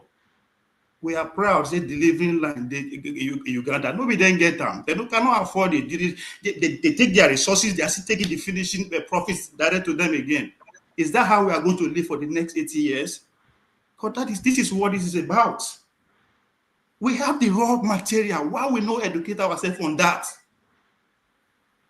So we can say AI should even pause by now, make them wait for us. Why are we worried about what AI is going to do to us? We can't control it. The only way we can control it is to control the genesis. How long? If our forefather make that mistake, whether under duress, whether under whatever, at least the least we could do is to resist, even if our life depends on it. And we don't get choice. As I said, the grinding machine is already here. It's already here. They are waiting for us to just make any simple mistake. They go grind us and nothing will happen. They are fighting to be the controller of that resources. They know why. Instead of us to be the controller of that resources. Why should I be thinking about job? Then bomb me to come to work? Somebody just win mayor of New York. Which job he don't get before? Never work a day in his life. Is he stupid? Is he not a human being? Can't we all do that? Every day, work. How many jobs we get? What job we go correct? That job, that work we can't work. Our forefathers were forced to work. Would they happy say we won't go work? Like, what is going on? So that's where my anger is coming from. Yes, I understand the topic is AI, and that is the beginning of the problem. So I listened for almost an hour. Nobody talk about how do we are about AI? We are supposed to be the teacher. We hold a very important place in society. How society should go determined by us journalists, the people where from say we know something. The reason I will support an illiterate who doesn't know how to speak English, but people are still not getting it. We are at the crossroad. Whatever we people with their life now, whatever we do today will define the next 80 years. So up to us what we talk about or what we teach people. So my question, how do we explain to generation 2075 that we can mine our own lithium here in our own land? We are expecting outside to come and do it for us. And we are proud debating how the outcome of that product will benefit them. We no go fit afford them. You can never, before Dr. Dameji, you no go see driverless car from Lagos to Enewe in your lifetime. No, because even if we did, now only 2-3 people go fit afford them. That's the future we are debating with pride. I rest my case. Okay. We are talking too much. Can I come in? Yeah. You see, all of us are free to, get upset in what is happening, but in technology, you do not go back to reinvent the wheel. You get it? When technology comes, it has come. If you don't make use of it, it leaves you behind. So the thing that is now is, how do we leverage on this present technology to even do the mining you are talking about? Because you must, in our Igbo parlance, it says, if you don't know where it started to beat you, you will not know where it stopped. So you must, not try to reinvent the wheel. You make use of the wheel to achieve what you are looking at now. If you don't, join the moving train now and make use of it, then that same train will leave you the way it left our forefathers. So we talked about, the host made mention of autonomous vehicles. It's not the only thing about artificial intelligence.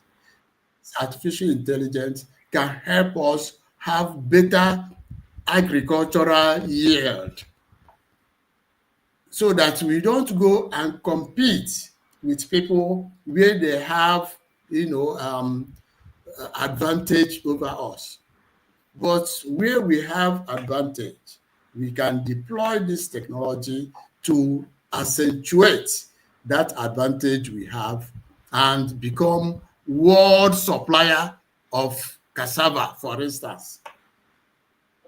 So it is, apt that we talk about, the modern technology and see how we can use it to improve whatever we are doing, at least in agriculture, and use it to create agri-tech businesses that can, help us to reach the whole world.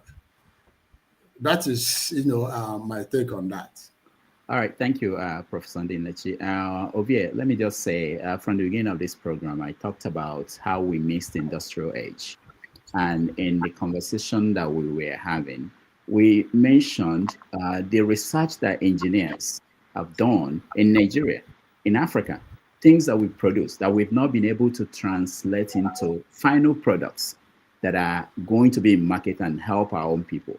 I didn't get the chance to mention that some of those engineering products, prototypes made by Nigerian students, were being produced abroad and shipped to African countries for Africans to buy, because we don't have the environment, the government and corporate environment that will help to translate those products produced by engineers into the market.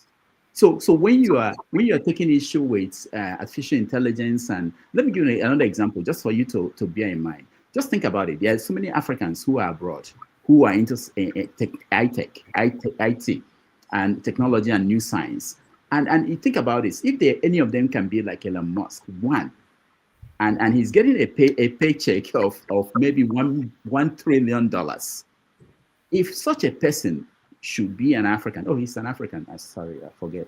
Oh, but if that person could take their resources back to Africa, that could be, because we like the professor here is saying, everything he is referring to the government, waiting for the government to do something or the other, and the government is not doing that. Then maybe we should hope that the corporations, corporate individuals like Dangote could decide one day, I'm interested in this, in advancing technological knowledge, moving it from theory to practice in Nigeria. That would be a transformation. So what we are saying is what we should be doing. We are not going to say we are going to argue that we can refine our petroleum. We did that before, remember? Don't make it look like we didn't do that. And the fact that Nigeria is not doing it doesn't mean that other African countries are not. In South Africa, they are mining their own resources.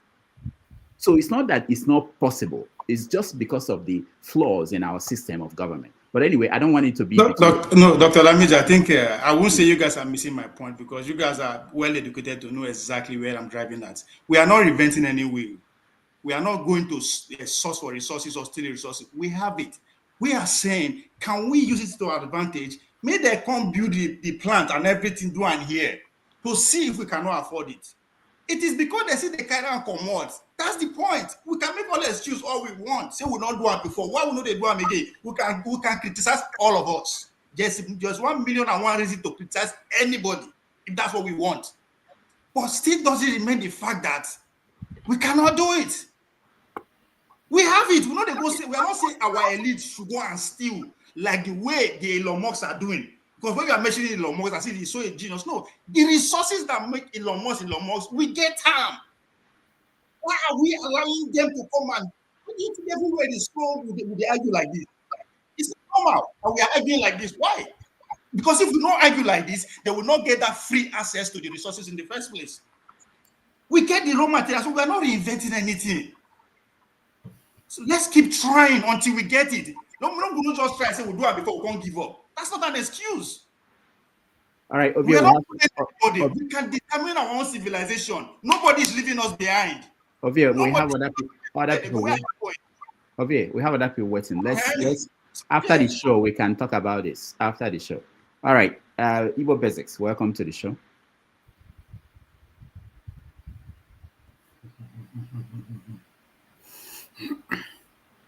Thank you, Dr. Ndinechi, and our guest, Ndinechi Michael, Professor. It's good to see you guys. Dr. Ndinechi, you took the words out of my mouth. I just have a few ways of looking at this. First, you are of the FUTO, that's the Federal University of Technology, Owerri. Correct? Yes. All right. My late uncle, Professor Amaendoka, was once the vice chancellor of that institution. Did you meet him? Yes, he's a very good friend of mine. I was a very junior person, you know. I was with the vice chancellor when I graduated. Thank you.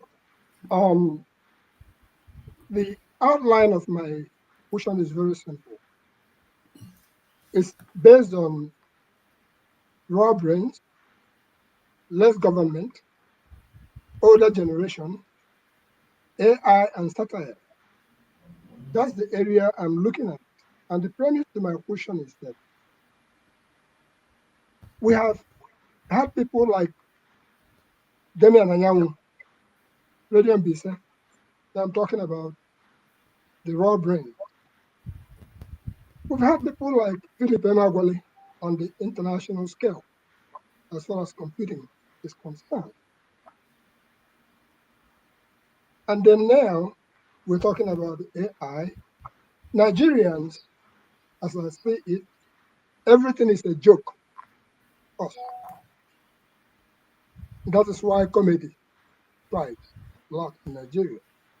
Even under the most serious circumstance. As Okorie,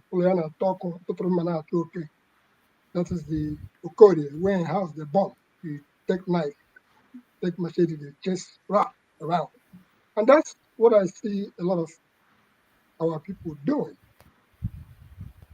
I will just narrow it down straight to, first, I'm glad to meet you. You are from Nobi. I've had the privilege of visiting in Nobi one time in my life, and that was to see Chief Zebediah Okorigwe Nobi, alias 430. And that's where that satire comes in. It seems that Nobi produces a lot of people like Dr. Damages of the younger generation now. Now I get to meeting people like you, whom I hope I will be able to meet you also sooner than later.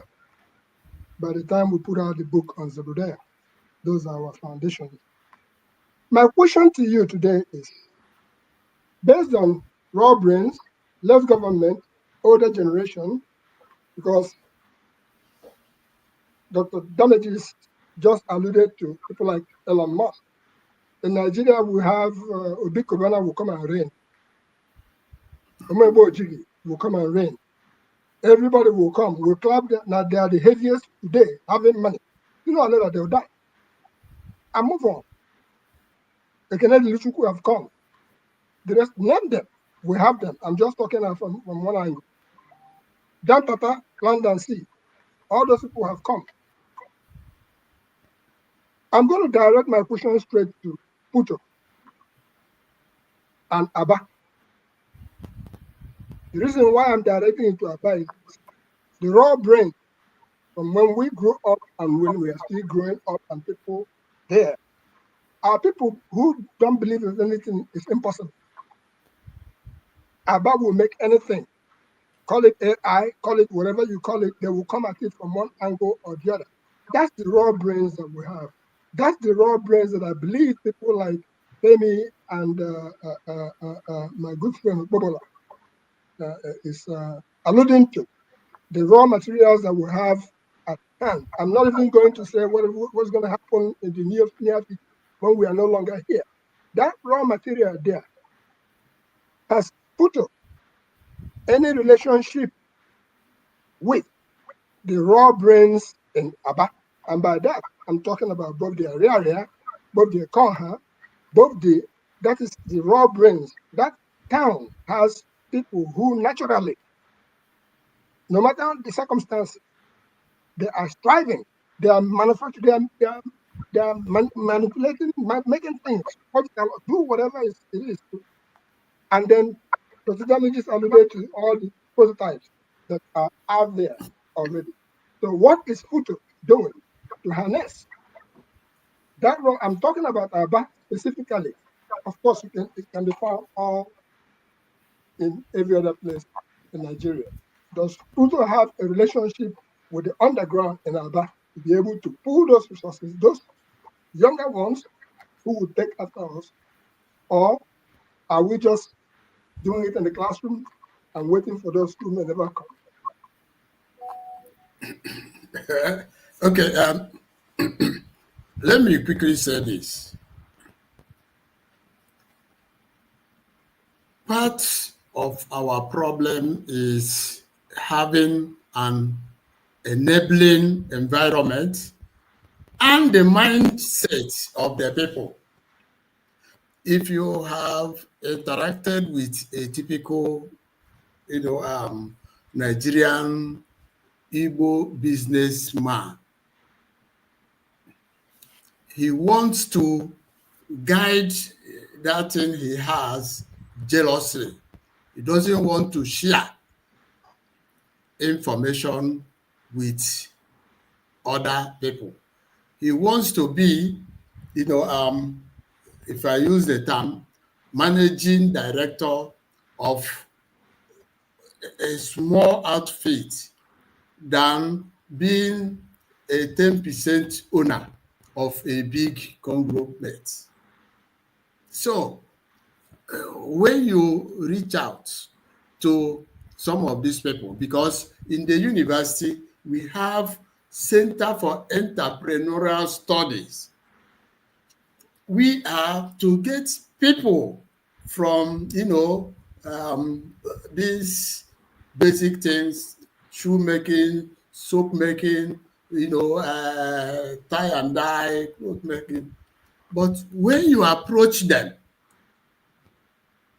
they feel that you want to take what they have and, must produce people that will come and compete with him. So he recoils in his, shelf, and will not want to do such thing with you.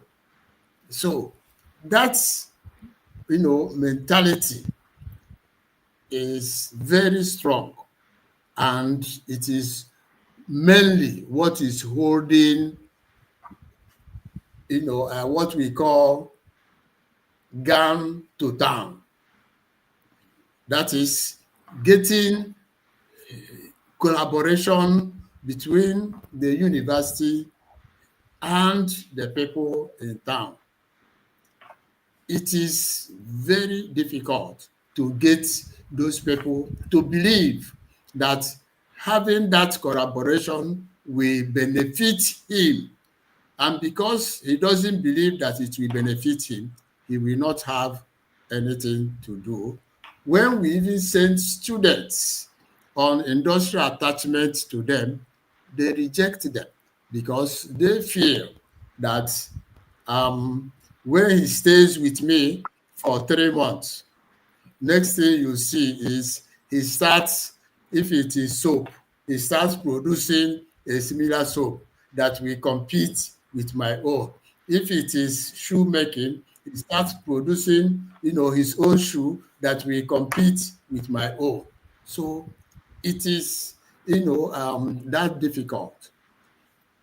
The secondary aspect of it is having a enabling environment. For instance, when I was talking, I made it clear that the rigid curriculum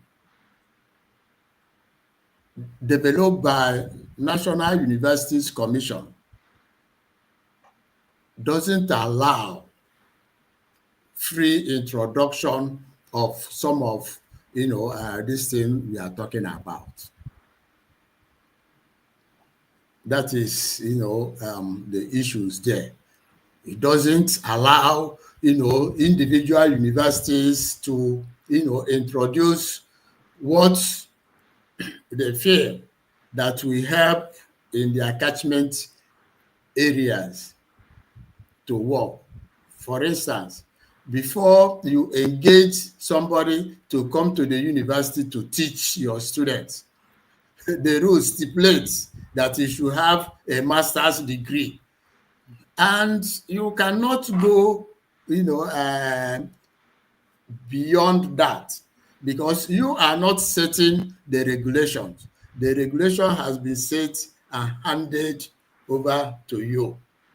So it is a bit, difficult for universities to go out of their way to establish those collaborations, even when the people you want to collaborate with are very reluctant to collaborate with you.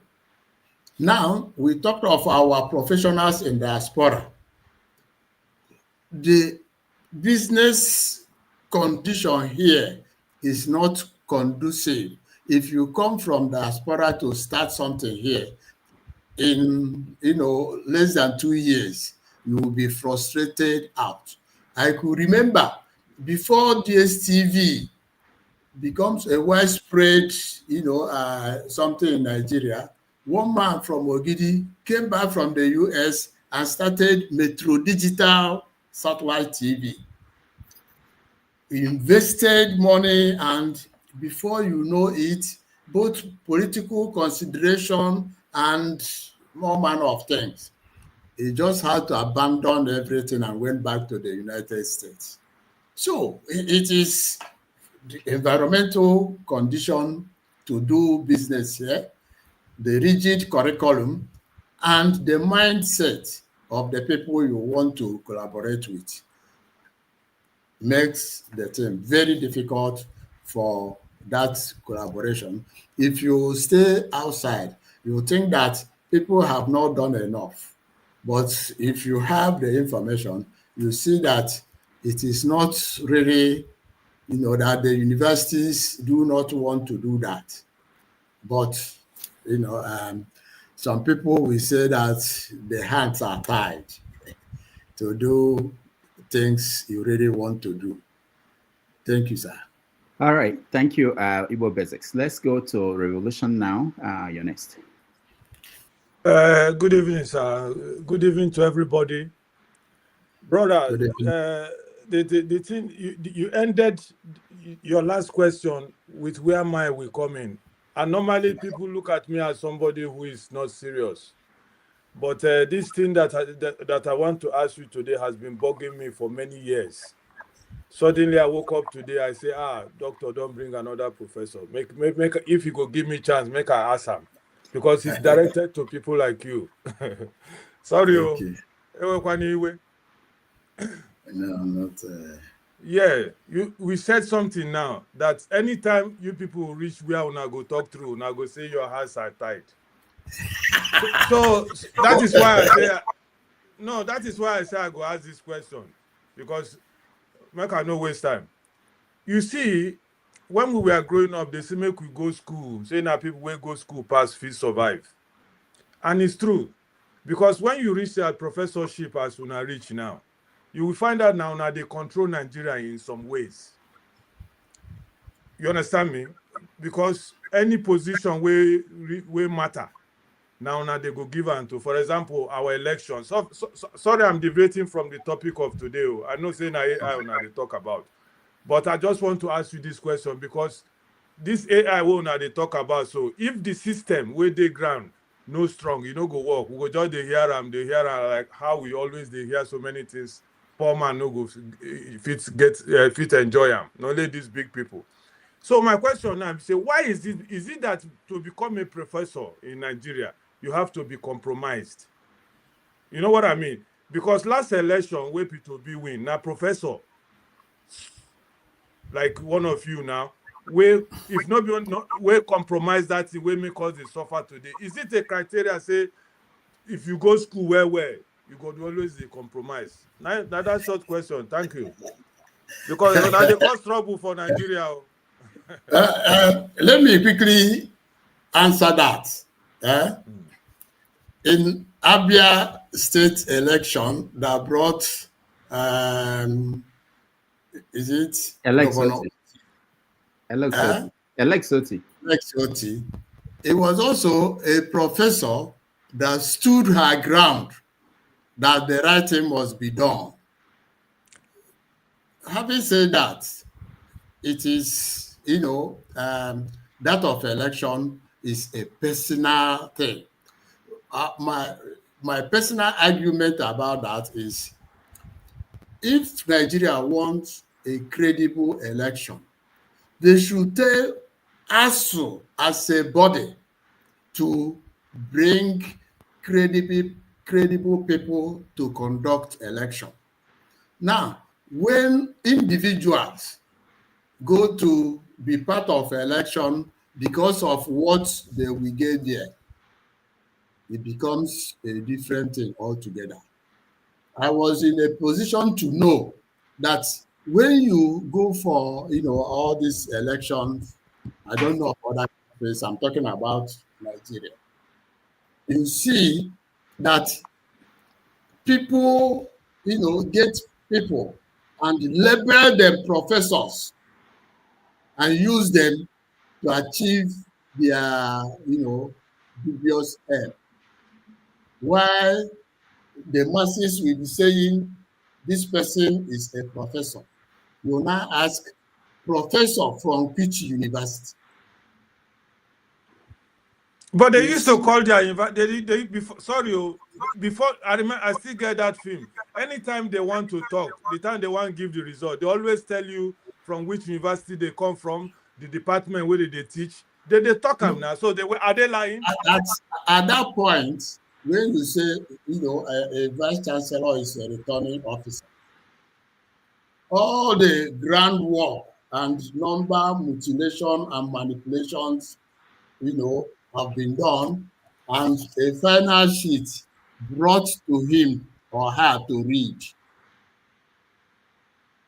He reads what he sees there. What happened in Abia was the professor insisted that he will see how these figures came to be. And when that came, he saw some cancellations and insisted until these cancellations are sorted out, he will not announce the result. That was, the figure there. So what we are saying is somehow depends on individual disposition. Some people are afraid for their life. Some people will say, I will do the right thing, even if I die. So it is that courage to do what is right that will make the difference. But when our hands are tied, you get it? When there are rules and regulations that you must follow, and if you don't follow it, by the time you hear that Professor Ndinechi, did this and did that, you will not agree that it is because he did something that is right, but outside the regulation. People will now just take it that, that person, don't mind him. But if you examine what he did, it is the right thing, but it is outside the regulation. So when you see the right thing and you cannot do it because it doesn't favor regulations, then you do the other one and you come up with the slang that my hands are tied. Thank you. All right, thank you. We have to quickly get to the rest of. I think we have 4 more people so that we can let the guests go. Uche, you're next. Okay, am I coming clear? Good evening, everyone. Yes. Na Kelengim Badoma and Isarudo Badoma. Thank you. Yeah, I have to address you as a professor because it's not easy to reach that level. Mr. Rudolph, yesterday I couldn't finish my topic, but I know how it happens yesterday. I tried to come back, but you didn't bring me back. I don't know why. I tried to come back to finish my topic because yesterday I wanted to make very strong opinion yesterday, but let's finish with this. Maybe the next stream you can continue from yesterday. Okay. Because in the next 3 hours I have to move to work. Okay. So I have to say this because sometimes we are. Excuse me. No, this is not a laughing matter. Sometimes we are suffering in malaria. And some people are trying to push us in cancer. And we are going to suffer this with the youth that are heading to this future we are talking about. And it's not bad to have artificial AI or what do you call it.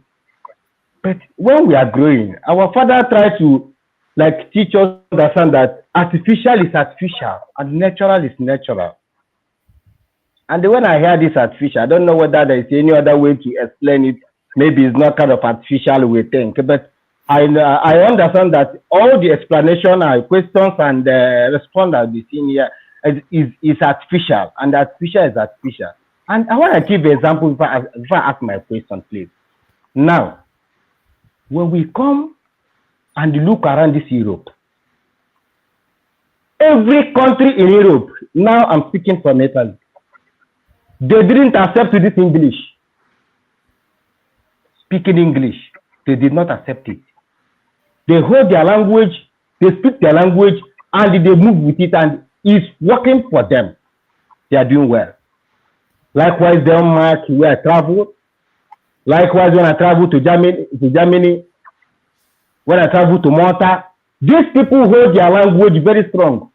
Before you understand they speak English, maybe you try to deep before you understand that they speak little English. Professor, please, with all due respect, you people should not make things too hard for us. Our brothers here have made some serious points here, and let me touch little a bit. And as I'm talking this, you understand where my question. Maybe you can pick up from there. Now, this AI will work with phone and laptop. My people in my village don't have light to charge their phone. They don't have light to charge their phone. They don't. When they pick laptop, the next thing you will see police start harassing them of Yahoo. They're making the laptop to do Yahoo. How are they going to join this system of AI, this artificial AI? And when you see our politicians, we are talking of AI. Maybe in the next 2-3 years, it will be viral. It maybe take some space. They are campaigning to give us road, give us light, which since I was born till now, the same promise they are promising till today. And I want to say, you people like our brother that left now said, you people are in the position to discuss some matters in the government. We are suffering in malaria. You people should not be pushing us to suffer more cancer, because when you are trying to tidy us where our hand cannot lose, you keep on tidying our hands to be more. So how are we going to do this kind of a thing? Because I heard when you talk of solar something you're building in your university, you know, I'm from Imo State, and I have to tell you something. In our mama where I come from, and this is, you have understand my first question. And this second one is like a P. In our mama where I come from, I was speaking to my younger brother to my neighbor, not to direct to my mother, but a young one from my neighbor. And the next thing I heard, off NEPA. They're still shouting off NEPA. That means, since 3 days, they have never seen light. So, please, there's something I want to ask you. Maybe when you have opportunity or you make these petitions, you can help. Please, I want to make this request very important. There is some matters that I have never addressed in our mama from government in Imo State. They burned our shops in our mama. It was viral. It's in social media. Governor have never addressed this issue. This is one. They kill our youth, 14 youths that went to marriage. Ebubago and the security force, and they kill our 14 is never been addressed. There is no one road this government, new government are building our mama. Look at our mama, look at our mama. This is one brother, like a neighbor. I call it Oru East. Please, if governor can do something to at least to appeal to our mama to clean our tears. The oil, the federal government is taking oil from our land, our mama, developing other places, while we are still in darkness. All right. You have sometimes, please help us to push this kind of matter to government. They should come and address this issue. And my question is that all this AI we are talking about now, we have no light, nothing to make up this gadget, phone, and all these things. MTN will charge you a kind of money when you put 200 now before you close eyes, it has disappeared. How are we going to follow this issue of AI? It's bothering. It's something that tied our hands and our future. Thank you so much. Thank you so much. Thank you, Ita. Yes. So let me quickly, answer the one I can answer. The issue of countries making use of their language. Of course, you know that England, the word England is a German word for island. So England was a name given to them by Germany. And they came to colonize us and brought their English language. And well, our people accepted it as a means of communication. It is the same, our government, if they are really serious, they can do like China. Sometime 2010, I went to China. It was that they had to close their borders, suffered it, and came up with, their level of development, which now multiplies as a square law. If we, as a country, and most other African countries are serious, what they will do is close their borders and develop an indigenous technology. By the time they open their borders, they will be, also dishing these technologies to other countries. So it is having the political will to do what is right that is lacking, especially in Nigeria. If we have the political will to do what is right, we have the human resources, the intelligence to make Nigeria one of the best countries in the world. But we do not have the political will to do what is right. I will, stop at that. The other bordering on security or insecurity, I'm not a security operational to know exactly what to say about that. So that please, I'm not talking much, but the reason why I told this insecurity of a thing or this problem in our woman, I heard when Dr. Rudolph asked you the question before. You said the government in Imo State, that like your view, they are doing well.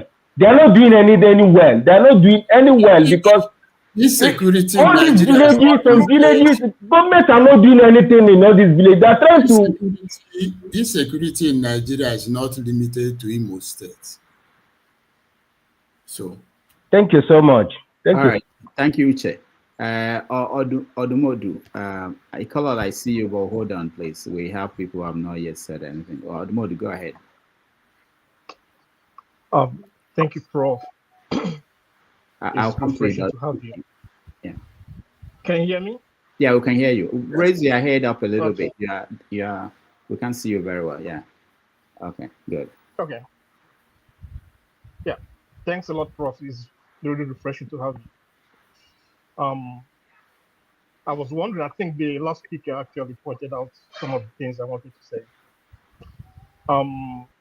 Ab initio machine learning models they are data hungry and they need enormous powers, computing power, and supercomputing power to be able to train them.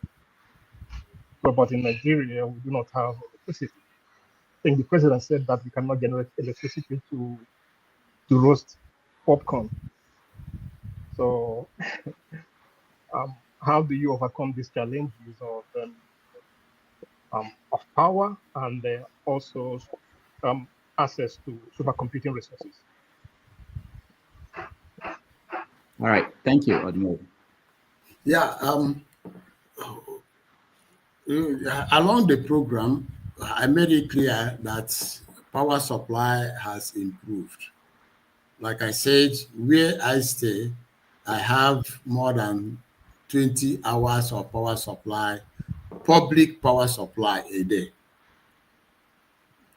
Maybe some places is still a bit down, but then we are looking at what is on ground that you must leverage on to be relevant. If you go to social media, you see that many people are now using this artificial intelligence to create quality content that they can earn, no matter how small it is, but they can earn something. So it has come. It is now left for people to develop it their own scale beyond certain level to be relevant. Yes, until we close our borders and force ourselves to develop. If we don't do that, foreign technologies must come in. And when they come in and you are not able to join in using them, you lose out as a person. For instance, when mobile phones came in, you see people that do not want to make use of it. When ATM machines started flooding so many places, you see people that don't want to use it. But then it got to the point that if you enter the bank to collect some money, they tell you that amount is too small for them to process. Go to ATM. So whether you are an old person or a young person, everybody was forced to go and learn how to use either mobile apps for their financial transactions or that's ATM.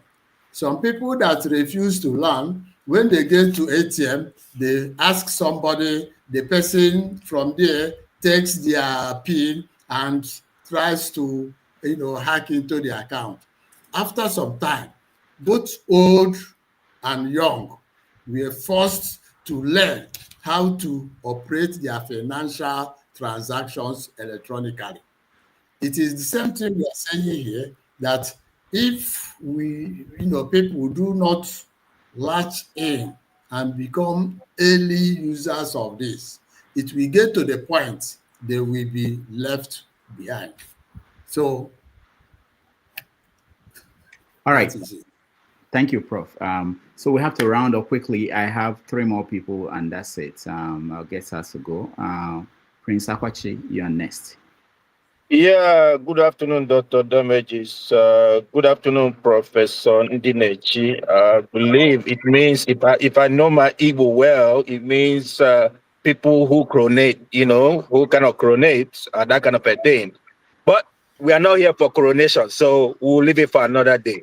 But you deserve it anyways. I'm gonna go, quickly to certain things.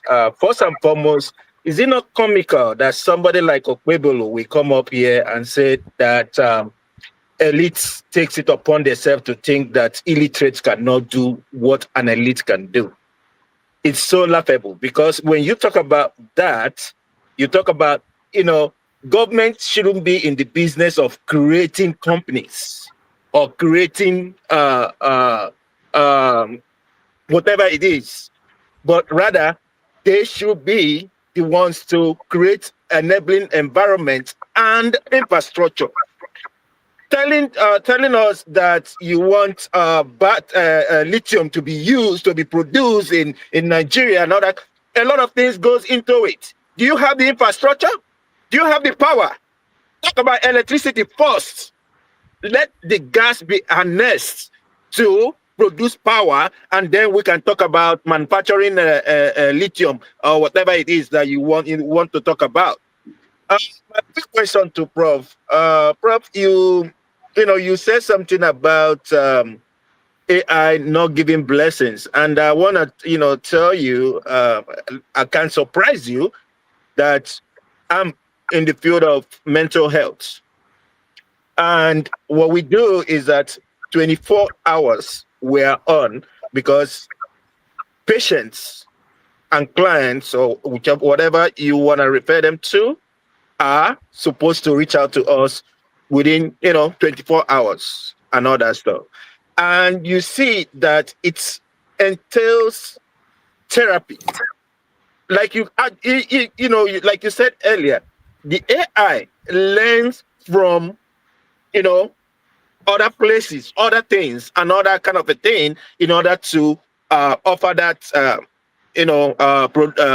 offer that therapy to the person, not us, but we are able to monitor that. So in the real sense, yes, they can bless, they can go spiritual anyways, and tell you that in the future you have money.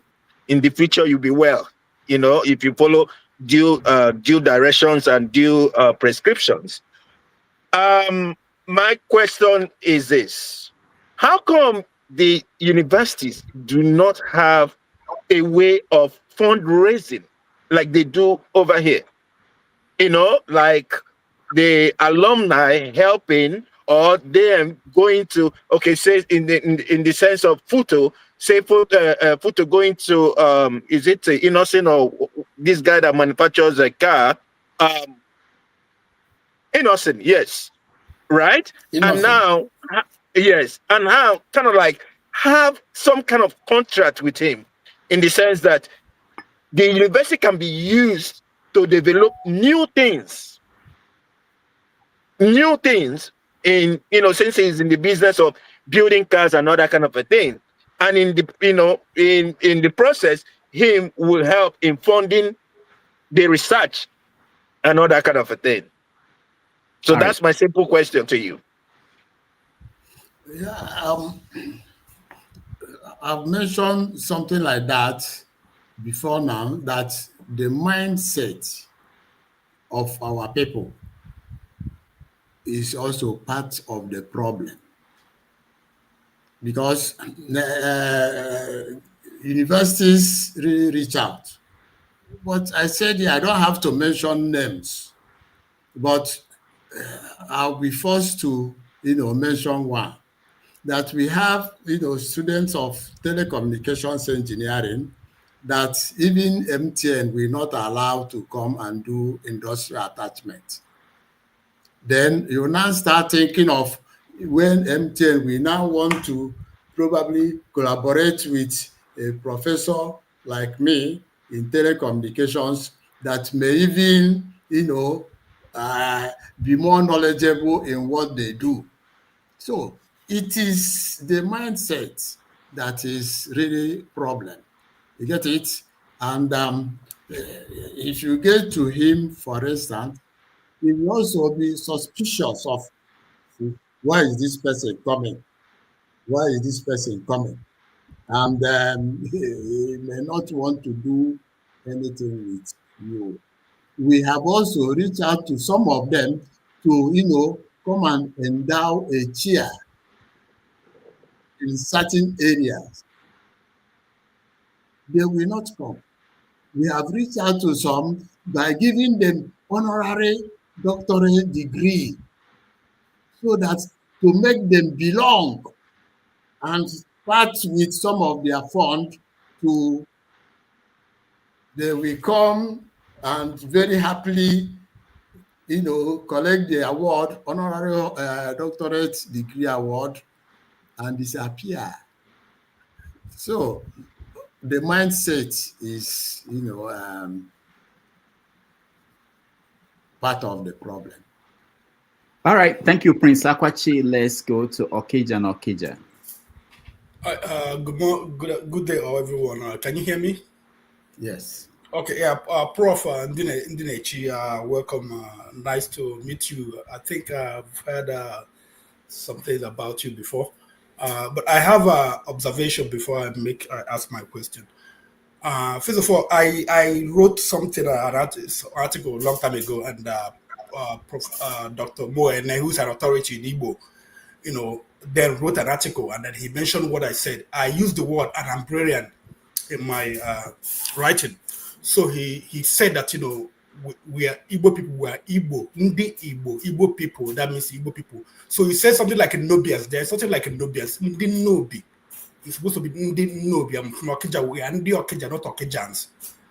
So, like, even as you propagate AI, also propagate correct Igbo, Ndi Nobi, not Nobians. That's first. Second one, university is a place where they train people who become everything in the world, including investigators or people who know how to use the web and stuff like that. I mean, it's mystifying that you people went through the process of whatever the people before you, they went through the process of investigating Pankami, and they didn't know that he was a terrorist, and they approved his appointment as a professor at your university. So it's mind blowing that the university didn't catch that. So because it was online long time ago, before whatever, I don't know how. I mean, even before you guys are approved, it was known already that he was a terrorist. So you guys could have stopped it, just like you made mention of a bishop. But then in the past, if a bishop came, a Catholic priest, he found out that the priest impregnated one woman yesterday, he would not give ordain the priest. So that's another observation.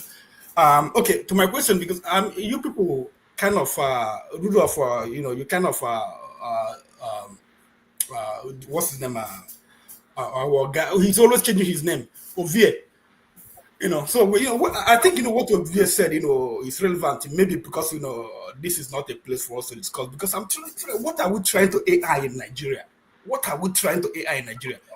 Okay, look at our economy. Look at Nigeria as a whole. We have electricity, and then when rain falls, wire will fall down. They will take light. Like look at our people, young people looking for job. Women, what kind of job? Young women, ask them what kind of job do they have? Nail tech, lash tech, what else? Fashion. What has it got to do with AI? You look at young people, young men. What do they do?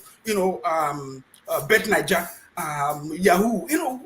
What are we trying to AI in Nigeria? Okay, look at where do we have industry? Communication. How many people do they MMT and Co? How many people do they employ? Dangote, with refineries or whatever, or the petrochemical. How many people do they employ? Where do banking? How many people do they employ? You find that the vast majority of Nigeria is just out there. How do they use AI? We have content creators, like we have our women, people who shake us on TikTok. So what are we trying to AI in Nigeria? We have to go back, we don't have an economy, we don't have anything. Okay, like you see some sponsors, like there was a time I was trying to help someone get sponsors, for a show in Nigeria. Where are we looking at? Just MTN, just the telecom and the bank. That's the only place we can get sponsors, because there's nothing. Someone was talking about Ebonyi State. He said that apart from pure water factories and mining, there is no manufacturing company in Ebonyi State. To give you an answer, in Ebonyi State. Okay, so what we are doing, like I was looking at a company in Netherlands. They were producing about 10,000 packs of food. Like bento, like all those Japan, I don't know, I think bento they call it or whatever. They produced about 10,000. They implemented AI, robots and AI, whatever, and they started producing 500,000 a day. I mean, so I think our economy, what we have right now, because we didn't, key into the industrial revolution, and what's going to happen is that the West, when they implement automation, AI, automation, producing things, that we will just be, like buying for them. Because I mean, what are we going to do? How do we key in when we have missed the first period? And also, because I was talking to a friend of mine. He's a professor at one of the universities in Anambra State. So, and they were talking about I saw one thing he advertised. They were trying to do, get into e-vehicle. I was like, I called him. I said, why e-vehicle? Where do you have a competitive advantage? Can you compete with Elon Musk? Can you compete with Tesla, Toyota, and other companies? Why not just go into IT? Making your university an IT hub in maybe in the southeast, instead of trying to do what you can't compete. You don't have money, you don't have resources to compete with these people. We have to go where you have a comparative advantage.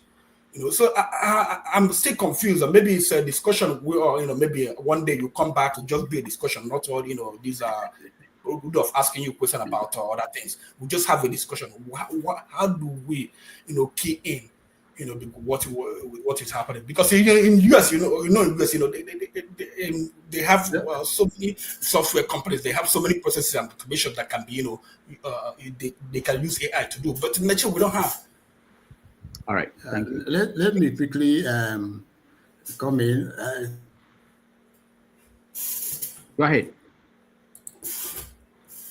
All right, our guest, his internet has been doing well for almost 3 hours. We are about 8 minutes away from 3 hours. While we wait for him, if you can hear me, Professor Ndinechi, just you can join us again, log off, join us again. While we do that, let me bring up Ikolola to say something. He's been raising his hand. Let me quickly. Let me quickly. Yeah, go ahead. Yeah, okay, go ahead. Let me respond to the previous person, the Okija, Okija. Yeah. So, sir, you see, we have comparative advantage in agriculture. If we deploy this AI in agriculture alone, it will give us massive lead over other countries because we have the natural resources, land, to go into massive agriculture. And AI will help us to automate that agriculture and have high yields that we will not be able to consume. Then we'll be forced to export it and earn foreign exchange. So some people, have misplaced priority. For instance, people going into, autonomous vehicle design in Nigeria. You can't even test it. So to me, it is a pure waste. But we have areas we can deploy this, and we have competitive advantage. That is my take on that. If we do not, other countries, other developed countries, we leverage on that. Like I said here, Gary comes from Ghana, from China. It is wrong. Even our government can, decide that importation cannot come in, place high duty on it so that, if you want to eat the Gary from China, it becomes very expensive for you to protect local produce. The problem is the willpower on the part of government to do what is right. So those of us in the field cannot just sit back and lose hope and wait till. So we have to continue to move with time. Thank you. All right, thank you. So let me get Ikolola. What do you want to say? Just a minute, because the last person is. I won't say more than a minute. I think I want to help Professor and you, Dr. Rudolph, here. I think the mistake everybody is making with this AI is they are seeing the finished product. The basic reason for this technology is to solve man-age-old problem of predicting the future. And every area of human life has this problem of trying to predict the best way to do things. So everybody that is coming here and saying, oh, look back at resources, look back at, you are going back to trying to go back to using hoe in agriculture. It doesn't make any sense.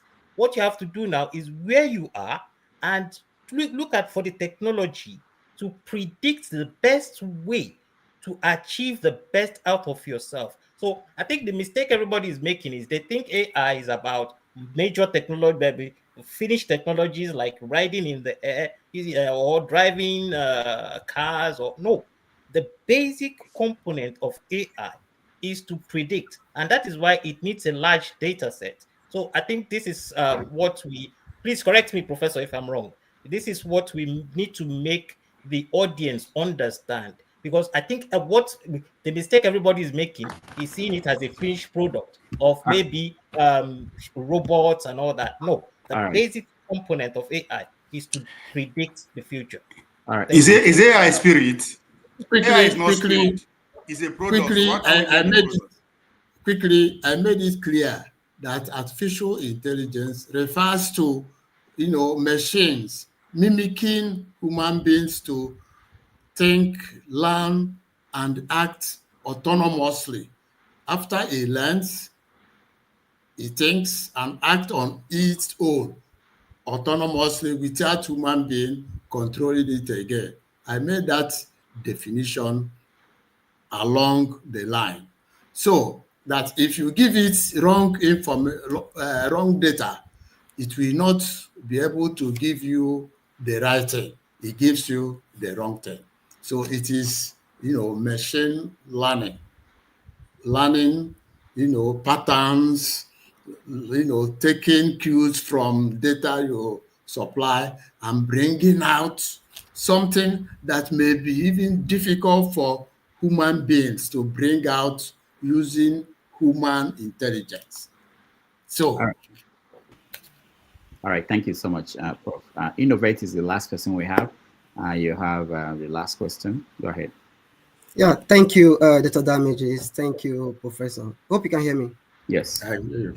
Yeah, first of all, Professor, I want to thank you for making yourself available to discuss this very important topic, especially in the concept of Nigeria as a country. Ikola, thank you for your last statement. Because most of us, we see AI as something that's already been manufactured or something else, I don't know. Before now, even Professor laid a background, how we move from the concept of neural, rather fuzzy logic, then we enter what we call the expert system, then you talked about the artificial neural network. AI has been in existence for years. There's one of the algorithms they use in the field of machine learning, talk about the support vector machine, was developed in the 1954 or so. Go dating back to history, talking about Deep Blue, developed by IBM for playing of game chess. AI has been in existence. Just as over time, training this AI model or working on this AI has been an issue because of it consumes light and it requires heavy machine to train and many others. So with the recent advancement in technology, training AI has become more easier. And in addition to that, there was not enough data over time, for AI to generalize and many others. So in today's world, we now have different companies building data centers in order for us to foster this AI technology. In addition to that, AI is not just a black box. AI is just mathematics, you and I know. Are you getting me? Now you talk about recommendation system. Let me give you an example. You buy something on Amazon. You have friends on Facebook and all of that. If you buy any product, it will recommend similar product to you. You use that concept of recommendation system. What does it use? If you in your 100 level or whatever thing you did, there's a mathematical cosine similarity. You use the concept of dot products. When you multiply two vectors together, how do this thing relate to each other? You will also remember in your secondary school that what we call the distance between 2 points. If you want to cluster this thing together, are you getting my point? These are technology they use. Now, when you are designing an AI system, that will call Markov chain. If you want to make your AI to work well perfectly, you use the concept of Markov chain. Then if you go back to the area where we talk about calculus, the YDS that you and I know in secondary school is what we use in training AI model.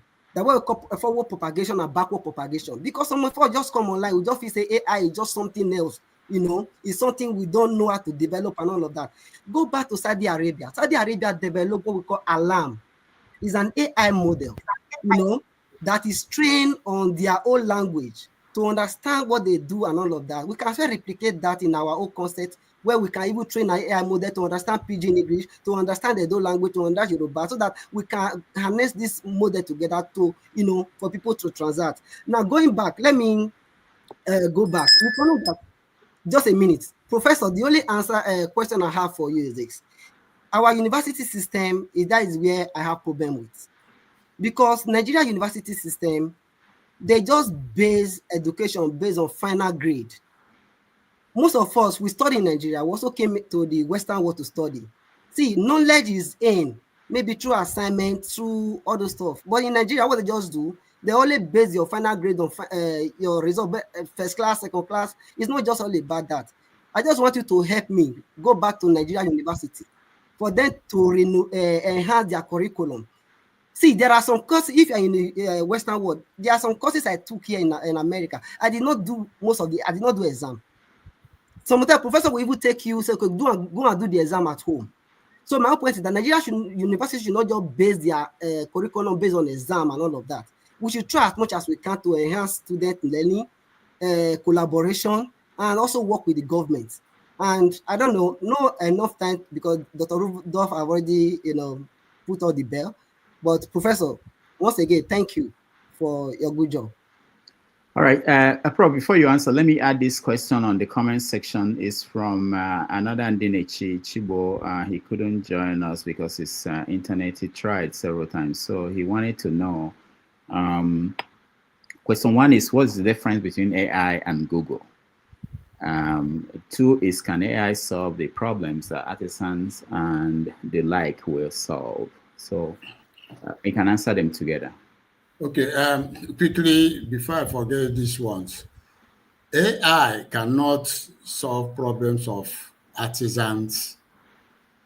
AI is a tool that will help them to solve their problems better and easier, faster. AI is a tool.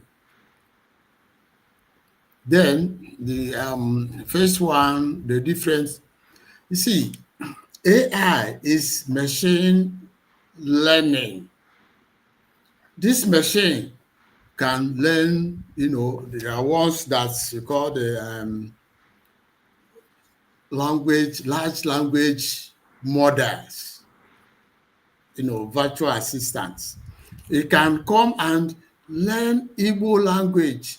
The pattern no be people used to speak Igbo language, and bring out the salient points that no other Igbo person will know other than somebody from Nobi.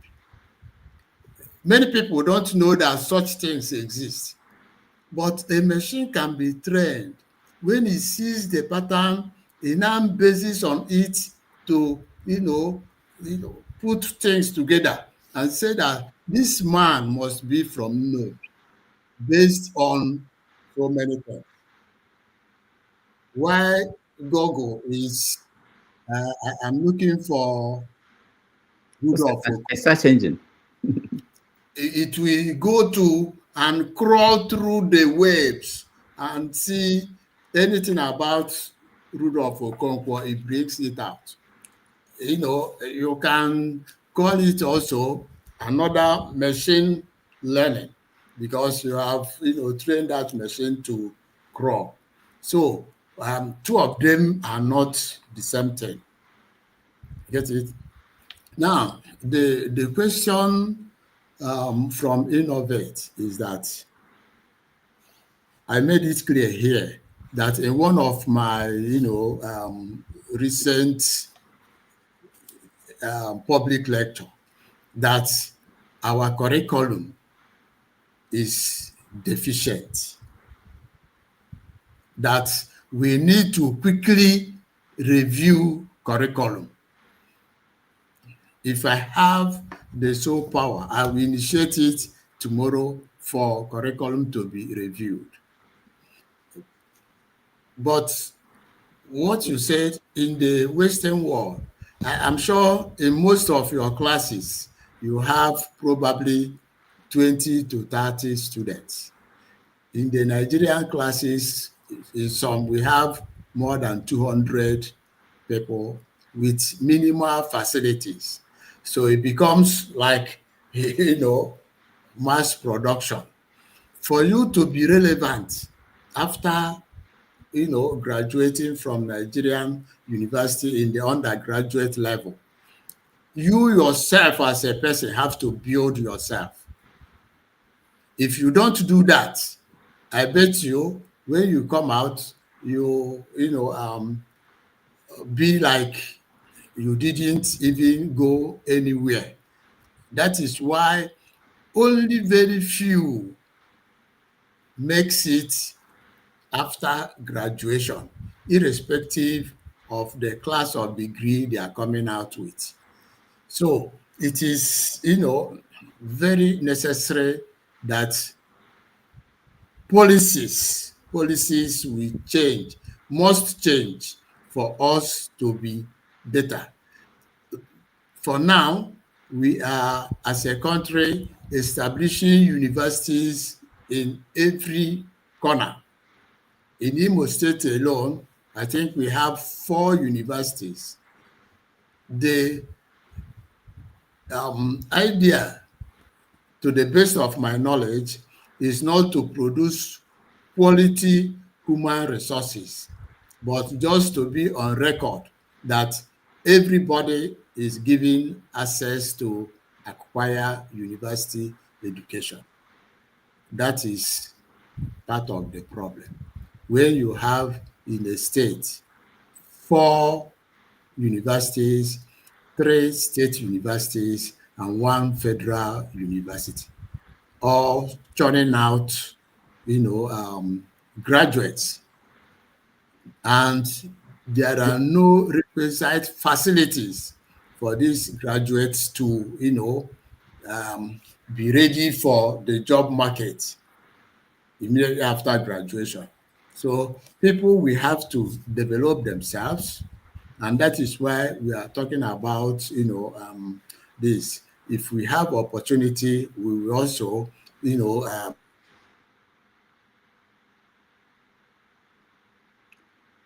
All right. I could say that his internet did well today. The face. Maybe because you see, now because that internet now imported products. Why we know we build our internet? Hey, okay. We'll get to this. Somebody goes to internet now, no be product, now spirit. Is it my network that is going off? Okay, hold on. He's back. Yeah. Wait, hold on. Yeah, he's back. Okay, round up, Prof, your thoughts and yeah, finish up. Okay, so I think I've answered that part of the problem here is that we admit so much people, and there is no personalized reach between teachers and lecturers and their students, because in a lecture level you have 250 students. It becomes difficult for you to have personalized contacts with your students. So at the end of the day, must graduate and go out. Only individuals amongst them that develop themselves, makes it in life. Others become just that they pass through the university. Thank you. All right. Thank you so much for joining us. We don't have time for those that just joined now. We will take a break. When we come back, the Prof will now leave. When we come back, we will review, and then there will be a second show where there will be extensive time to review what happened here. Professor Ndinechi, thank you so much for joining us. We will invite you again at a different time and have a wider course. So is it my network that is misbehaving? Yeah, it's your network. Yeah. Is it my network that is misbehaving? Yeah, it's your network. Sorry. Okay. All right. But it went well. Thank you so much. We really appreciate your time. And like I said, we will invite you at a different time and continue the conversation, because AI, whether we like it or not, is here to stay, and it's going to impact us, whether OVA wants to go and dig the uranium and start from there to figure out how to find it. All right. I'll see you guys. Take care. Thanks.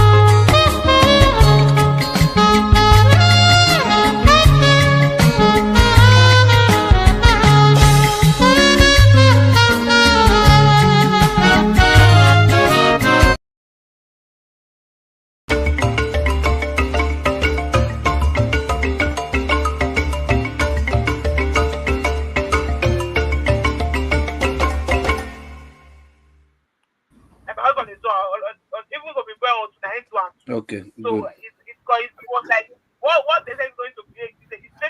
Why are you going to pay just Who 50K is or that? 100K? That type of, I don't know. Can Now, you why you going to pay unmute? 100K when you are attendant? You can fill the form. That A for A, B for B. You can fill everything there. So why are you going to pay? Doctor, is AI you? Don't worry, it's AI. It's AI. It's not AI. It's support diaspora voting. All right. Thank you so much. I was trying to figure out who that was. Thank you so much for hanging out with us this afternoon. I hope you enjoy the conversation with Professor Michael Ndinechi. We try on this program to bring different viewpoints to talk about different issues, not just politics. And that's what we did today. And I know that there are a lot of people, there are a few people who came in late. We couldn't keep him longer than that time. So that was why I couldn't bring you in to weigh in. I see 2 Nigers, 1 brain, and somebody else, diaspora voting too. All right. But let me just point out that next Sunday, we are going to have as our guest, Pastor Ezekiel Dachoma from Plateau State. Most of you have seen videos of what has been going on in Plateau State. He's been going about talking to the media about the genocide going on in his state. So he will join us on Sunday to tell us his viewpoint from Plateau, because sometimes we talk about this in abstract. But there are people who are actually in those places where these things are happening. So we'll hear from him next Sunday. All right, let me bring in if diaspora voting is around, and then Ovie, we can try to see if somebody can help Ovie out. He needs help. 2 Nigers, 1 brain cell. Welcome. How you doing? Hello, everybody. Femi, of course, my man OVE, and the rest of you. I can't. Is that Kulata? Next to. Don't worry. Now let me matter. The rest. Right. Sorry. So, yeah. Okay. What I wanted to ask the professor, right, and I don't know if anybody asked it, was, Rudolph. First, do you know if the professor is from the United States, like studied here, then went back to Nigeria, or? No. I don't think. I think he went to the UK. He did part of his studies in the UK, not here. He did part of his studies in the UK. Yeah. Okay, so it's familiar with the West, which is what I wanted to be sure about. So what I wanted to ask him was, because I keep seeing everybody espousing all these great things about AI and the opportunities it would present for people in the future. But what I didn't hear, again, I was in and out, was the negativities that could come out of AI, especially if it's unregulated. So I wanted to ask him if he had any worries, and this is something else I'll pose to the rest of us on here. Does anybody really have any worries about the potential of AI to be abused, especially by the government and the people in charge of our daily lives? Because when you hear statements like Oracle's Larry Ellison, where he said, if they have a camera, they meaning the people that control the world, if they had a camera in front of everybody's face, I'm paraphrasing here, that they had a camera in front of every citizen's face, most of us will be on our best behavior. Now, you take that into consideration and look at what is coming out of China, where in certain provinces you have to earn social credit. And if you violate that, then there will be ramifications and consequences. Then you look at what is happening here in the United States and even in England, where the government is doing a lot of data mining and trying to use it as a means of controlling the citizens. I just wanted to ask him if he had any kind of, wariness, like this, if he's worried about the implications of AI being unregulated and in the hands of the government. Yeah. Can I provide an answer? Yeah. Go ahead. Yeah. So I know you and I have actually spoken about Palantir, for example, and you already know about those what's it called? This facial recognition thing that brought up a lot of brouhaha the other time, and I know they're still trying to perfect it in their own words. That seem to have display some kind of bias against black and brown people, especially because it wasn't perfect enough. Of course, there's a lot of misinformation that's already been around even prior to, again, like someone Innovate said earlier, AI has always been around in some form or shape. It's just that it's now going to a more alarming level, if you will. So yes, you're right. In fact, I don't know if you're aware of it's a recent information I learned from this. She's a very popular immigration lawyer out of New York. I think McBean. I don't know if you know her. She was talking about how they're beginning to. There's a recent tool, and trust me, these things has always been around for as long as all kind of tools have always been around. It's just that a lot of things are beginning to come to the fore. Now that tool, what they aim to use it for, is going to go beyond just the regular things that you and I can even imagine in terms of privacy. And I always tell even Americans, you think you've always been, just regular Americans, not those that migrated here, but irrespective, you think that you've always had privacy is a big lie. So what that tool is meant to do is to try to scrape the internet, to go beyond what another background check, for example, would do, without you and I's knowledge, to even get into your phone. Actually, that's the most recent one that the DHS now has. Is a powerful tool. I think I read about it on NPR recently. So those are the kind of things. And of course, when it comes to even facial recognition, like it's been done in Gaza, whether one likes it or not, that's part of what Palantir deployed to Ghana and to Gaza.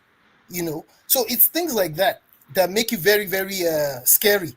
And speaking about whether there will be regulations when it comes to Nigeria, I don't even think we're at the level where we can even regulate things that are not AI, not to talk of things that are AI, because we're just not serious. Even considering the fact that, I don't know if it may shock anybody, but Nigeria has some of the top AI talents in the world. There's a lot of Nigerians that are top AI talents. But does it even matter when we're not able to deploy them to our countries? After all, there's this guy called Silas Adekunle. I don't know if anybody's aware of him. He's one of the top AI robotics guys in the world.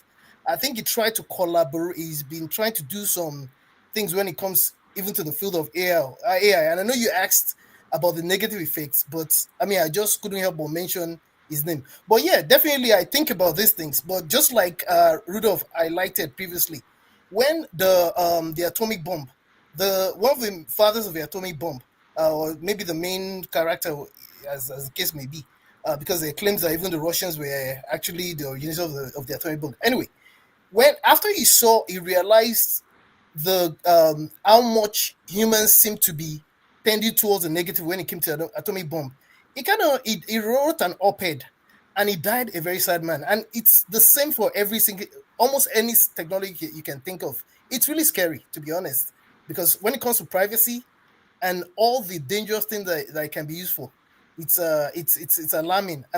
Of course, just to end with, even when you look at the war, the proxy war between the Europeans and the US versus Russia. You remember when you had the other weekend when some drones were sent en masse? A lot of what was used with those drones were AI. So it's really scary. But I don't think we can't even regulate elections. Not AI. We're serious. All right, thank you. We know there's a show coming up where KJ will host an after show where you will have time to discuss this extensively. So we should wait for that. But let me hear from Ikolola Okija. I will get back over here and see what over here we round up with. Okay. Ikolola, thank you again, Dr. Rudolph. I just want to answer to Niger's question. You see, the danger of technology has always been there. It's just that people are now getting to grasp with it. Take, for instance, your credit score. The credit score always takes where you live. It just doesn't take maybe you're paying back. It always takes your location into consideration. So if the government of the day decides that some part of the location shouldn't be given credit, or probably some name, or probably some feature they want to put in place. It happens. And you see that location never gets out of poverty. It's not that they're not hardworking. It's not that they're not doing their best, but they have no line of credit. And secondly, so that is by the way. And there's another thing that most governments are trying to do now, which is called facial recognition. And what everybody's fighting against is governments are saying, if we take the database of everyone, say in a particular location, and then we use criminals' features, facial features, to be able to predict, and like I said, what many people don't realize about AI is that they think it's one finished product. AI could just be an algorithm. So now, say you take a facial recognition of criminals, and then you take a facial recognition of everybody, and you want to predict who would be a criminal in the future. So if someone is born who has never offended in his life, and then the only unfortunate thing that happened to him is to have the facial feature of a former criminal. You see, he's in the wrong. He started on the very wrong path in life. So these are the dangers. So we should stop looking at the far-fetched. What you're seeing is some people have enhanced this thing. Okay, let me give you an instance of this drone and these driverless cars. They cannot work without data. It's just the basic that has been enhanced to a very high level. So the data tells the car where the ramp is, where the road stops, so all those sensors have to be there. The drone flies because it knows the path, and the path has been mapped for it in terms of longitude and latitude. All you're talking about is data. So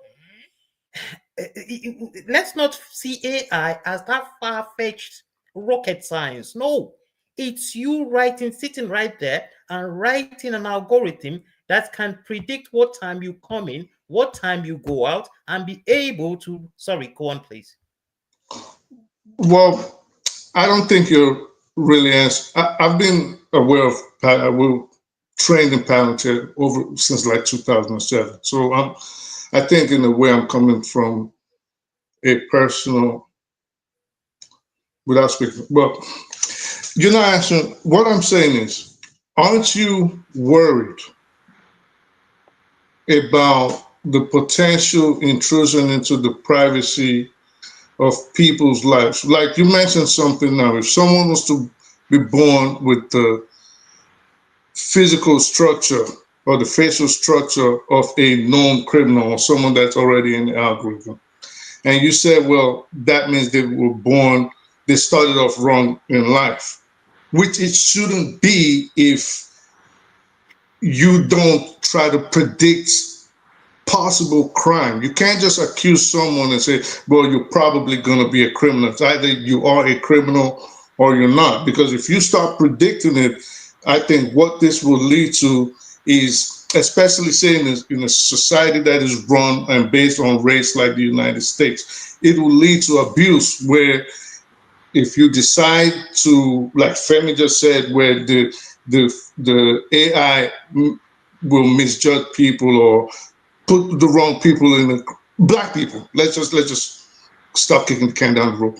Black people, brown people, as opposed to white people, are more likely to be indicted by this machine, this new technology, which I think should be a fear that everybody should have. It's not about the cars and how it will make jobs easier. I'm just talking about if it is not regulated, aren't people scared that it'll be abused by the authorities and the government against people they don't like? Like the credit thing you just said. You in this place, we don't like you, no credit line for you, you're coming up and born into poverty.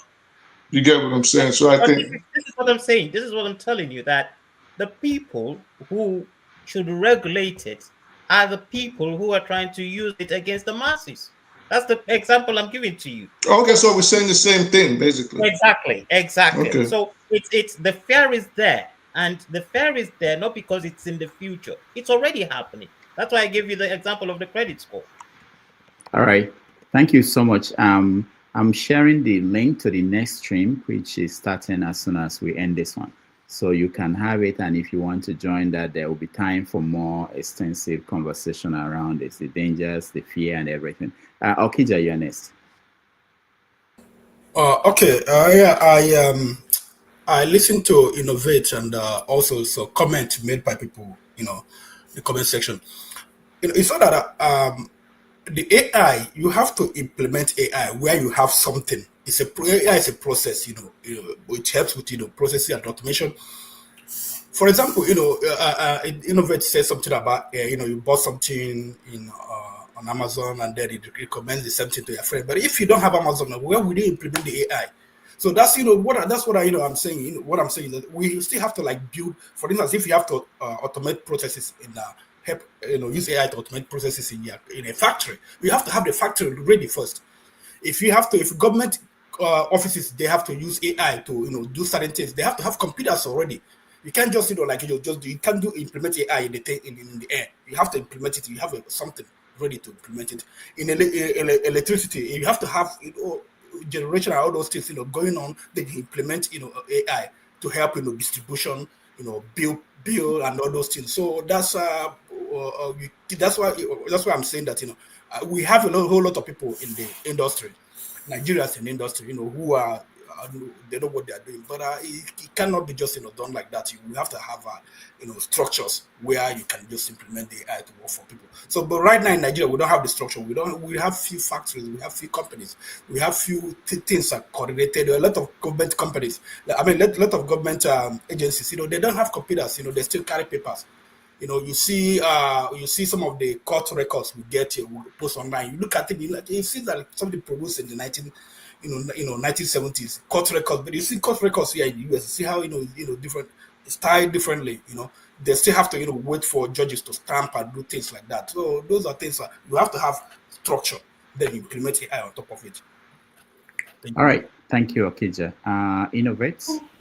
Yeah, thank you, Dr. Rudolph. Just to answer part of the question Okija raised is that's why we need government input to give Nigerians and the Nigeria as a country whole enabling environment and to have a good educational system and many others. In terms of regulation and all of that, I think governments are doing enough. That they are doing maybe it's not enough in terms of a regulation and all of that. But more importantly, whether we like it or not, AI is already here. The only way out is for us to get involved. AI is not just only for engineers that build AI. Lawyers, they need the input of lawyers, the input of maybe physicians, clinicians, and many others to build this AI because it uses data. And if this data is not, how will I put it, distributed, like is not be representative in terms of the general population, black, whatever religion and all of that, it definitely come and hurt you as a person or as an individual, as a country. So more importantly, we must get involved. That in my own way. And it's not a black box. It's something you and I have already been doing before, just that we don't know how to put A and B together to get C. That has been the problem we have been facing over time. All right, thank you. VA. Okay, to those people who missed my point, and I'm glad that a lot of people understand what I'm talking about. You see, we get caught up in arguing about finishing products. Just once finishing product.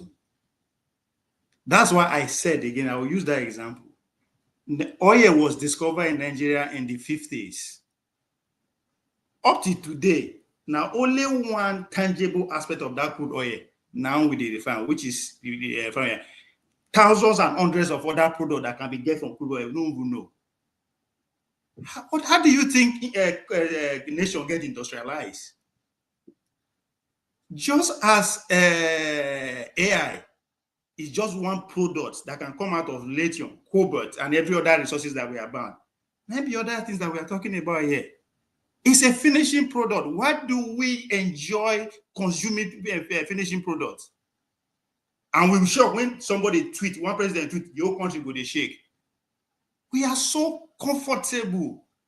That's why Mayor Angelo said it's very difficult for you to liberate people from people who are comfortable in their zone. Just look at all of us. Everything that makes us who we are is foreign. Internet is also just one product, just like AI from that. Today, if they switch internet off, because it's a product, not be spirit. That's what we don't understand. Now, person build internet. If they switch it off, how long it will take before Lagos, Port Harcourt, Calabar will go into riot? So nobody is arguing about the product.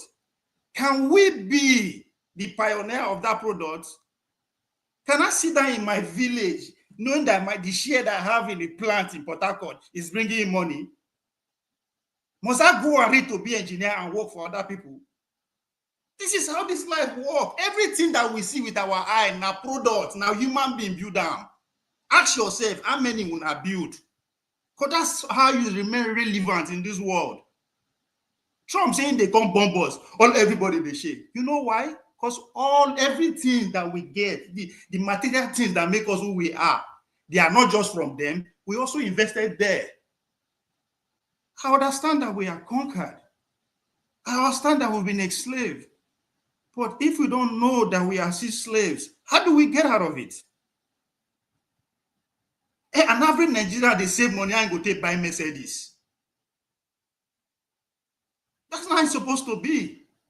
So if our forefathers make that mistake, why are we going the same route? When they discover oil, now Chevron and Texas go straight. If we are mining lithium in Kaduna, why can't we send it to Awka to turn to the next level? Why can't we send it to Maiduguri? Why do we have to send it to Beijing? Why do we have to send it to Silicon Valley? Now, two heads they get. It is because we are so comfortable. We think we don't arrive, especially those who don't travel to come from Nigeria. We think we have arrived. We are in shit.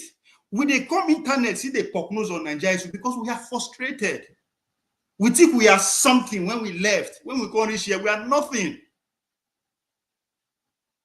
So maybe they think, as in from the first principle, why are we the way we are? Now something they make us, they move around. What is that? We cannot even feed ourselves after almost 200 years of agricultural revolution. Somebody will say AI will contribute to our agriculture. When big machine they do it, you never feed yourself. Now when somebody go to another place, the remote, and now you go feed yourself.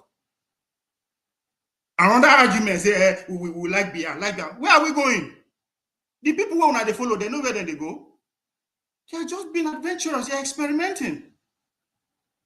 That's the same right we get to be adventurous and be experimenting. The Saudi Arabia no gets the resources that we get.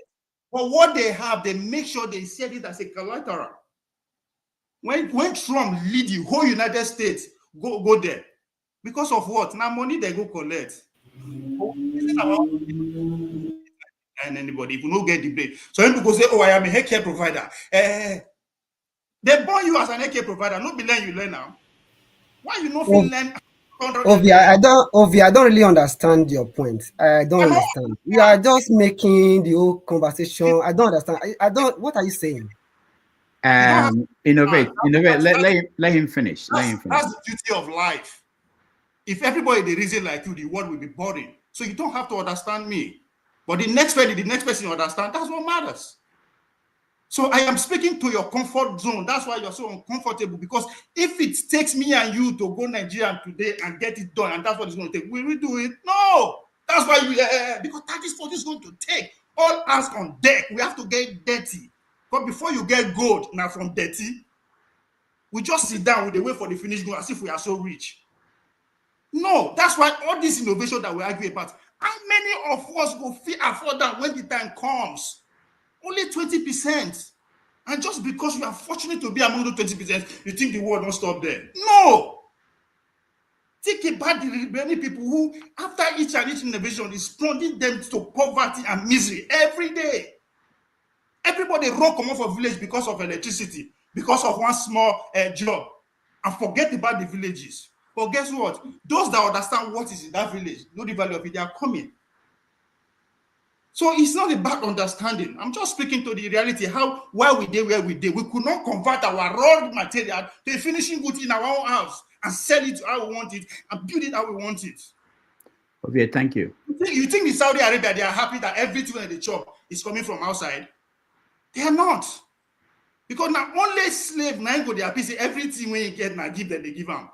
Because that person when they give you something, don't set standard. You can never grow beyond that.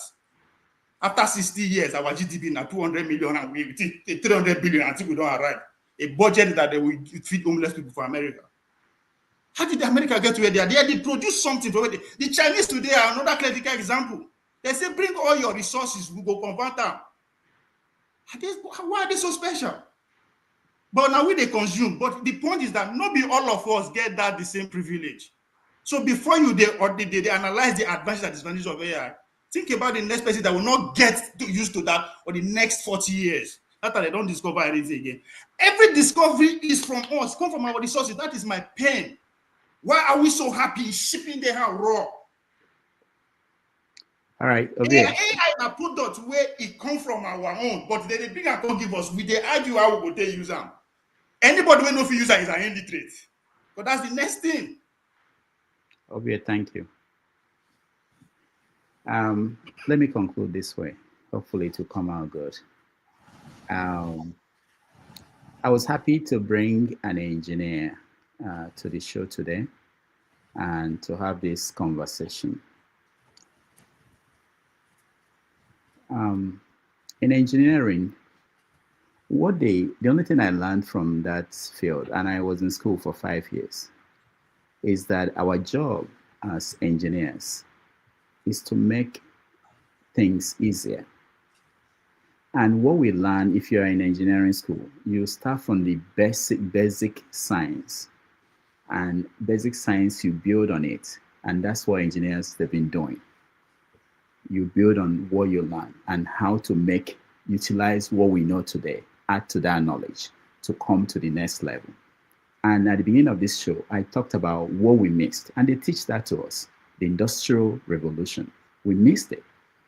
And we've been pretending that we can move on without it. Okay, that's what we've been doing in Africa, pretending that we can move on and go to information age and move on without it. But you can design the best app today. But when it comes to producing physical things, you will discover that you don't have that basic. But the situation is worse in Nigeria, not in other African countries, because other African countries, they've been able to overcome what we complain about here every day: electricity, roads. There are countries in Africa that are not, maybe they don't have roads like Congo, but the ones they have, they are good, but they don't have a lot. But our own is that we don't have the basic things. The only country in Africa that I've gone to is Kenya. And I went there with charger and with all these power banks and everything. There was no need for that. They have water at home. I didn't see tanker everywhere on top of every building. The point is that what we complain about is not something that Black people have not been able to overcome. They've done it. They're not white people running the water system in Kenya, in Nairobi. They are Kenyans. Their power is 24 hours. They are Kenyans running it. So you should just accept that Nigeria failed, not that Black people failed, or not that we can't. I ain't talking about Black people. I'm talking about Nigeria. Oh, I know. I'm just addressing you, but I've had that on this platform. Black people this, Black people that. The fact that you failed in Nigeria doesn't mean that Black people cannot do it. Okay. So that's the first point. So what I think is this: what they did in China. And it came up during the conversation here. I had people say, I think it's a guest, Professor, saying that we should lock up Nigeria the way China did for 30 years and went through their revolution. And China stole technology from other parts of the world and used it to advance. But they have the foundation. We still don't have the foundation. You can steal any technology from America today. Go and find me a factory that will produce it for you. You don't have it. So I want us to understand what is going on. What is going on is not that we don't have the brain. It's not that we don't have the personality, people that can do it. No, it's not that Black people have not done it. It's a failure of the structure of the country. So once we know that when he said, the guy said, we don't have to reinvent the wheel. What he's saying is what they teach you in engineering. They give you the basic, tell you how we got to where we are. This is where science is today. It may not be where you live. At FUTO, we have machines that you can use to make anything you want to make. It's not in Newi or most places. That's why they can't make certain things. But we have it there, the prototype for university students.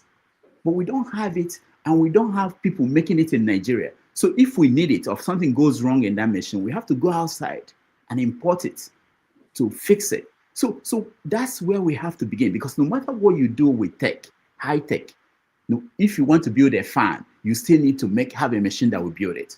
High tech will not build it. If you want to build anything, you have to get a machine, a phone, a cell phone. Well, Doctor, do you know why our government failed, or why the structure failed? Well, there's a new book I mentioned, but I didn't talk a lot about that, which is about the people who are running the government. When you have someone like Ababio, let me tell this, let me just reveal this. Most people don't know this, that most of our politicians, and I've been around them, like you stay with them for 24 hours, just follow a governor for 24 hours. And if they allow you to see where they are thinking and what they are talking about, you see that they don't talk about how to develop your state or Nigeria. But Dr. Dameji, thank God that you know these individuals. Nobody will produce them. Are they not from us?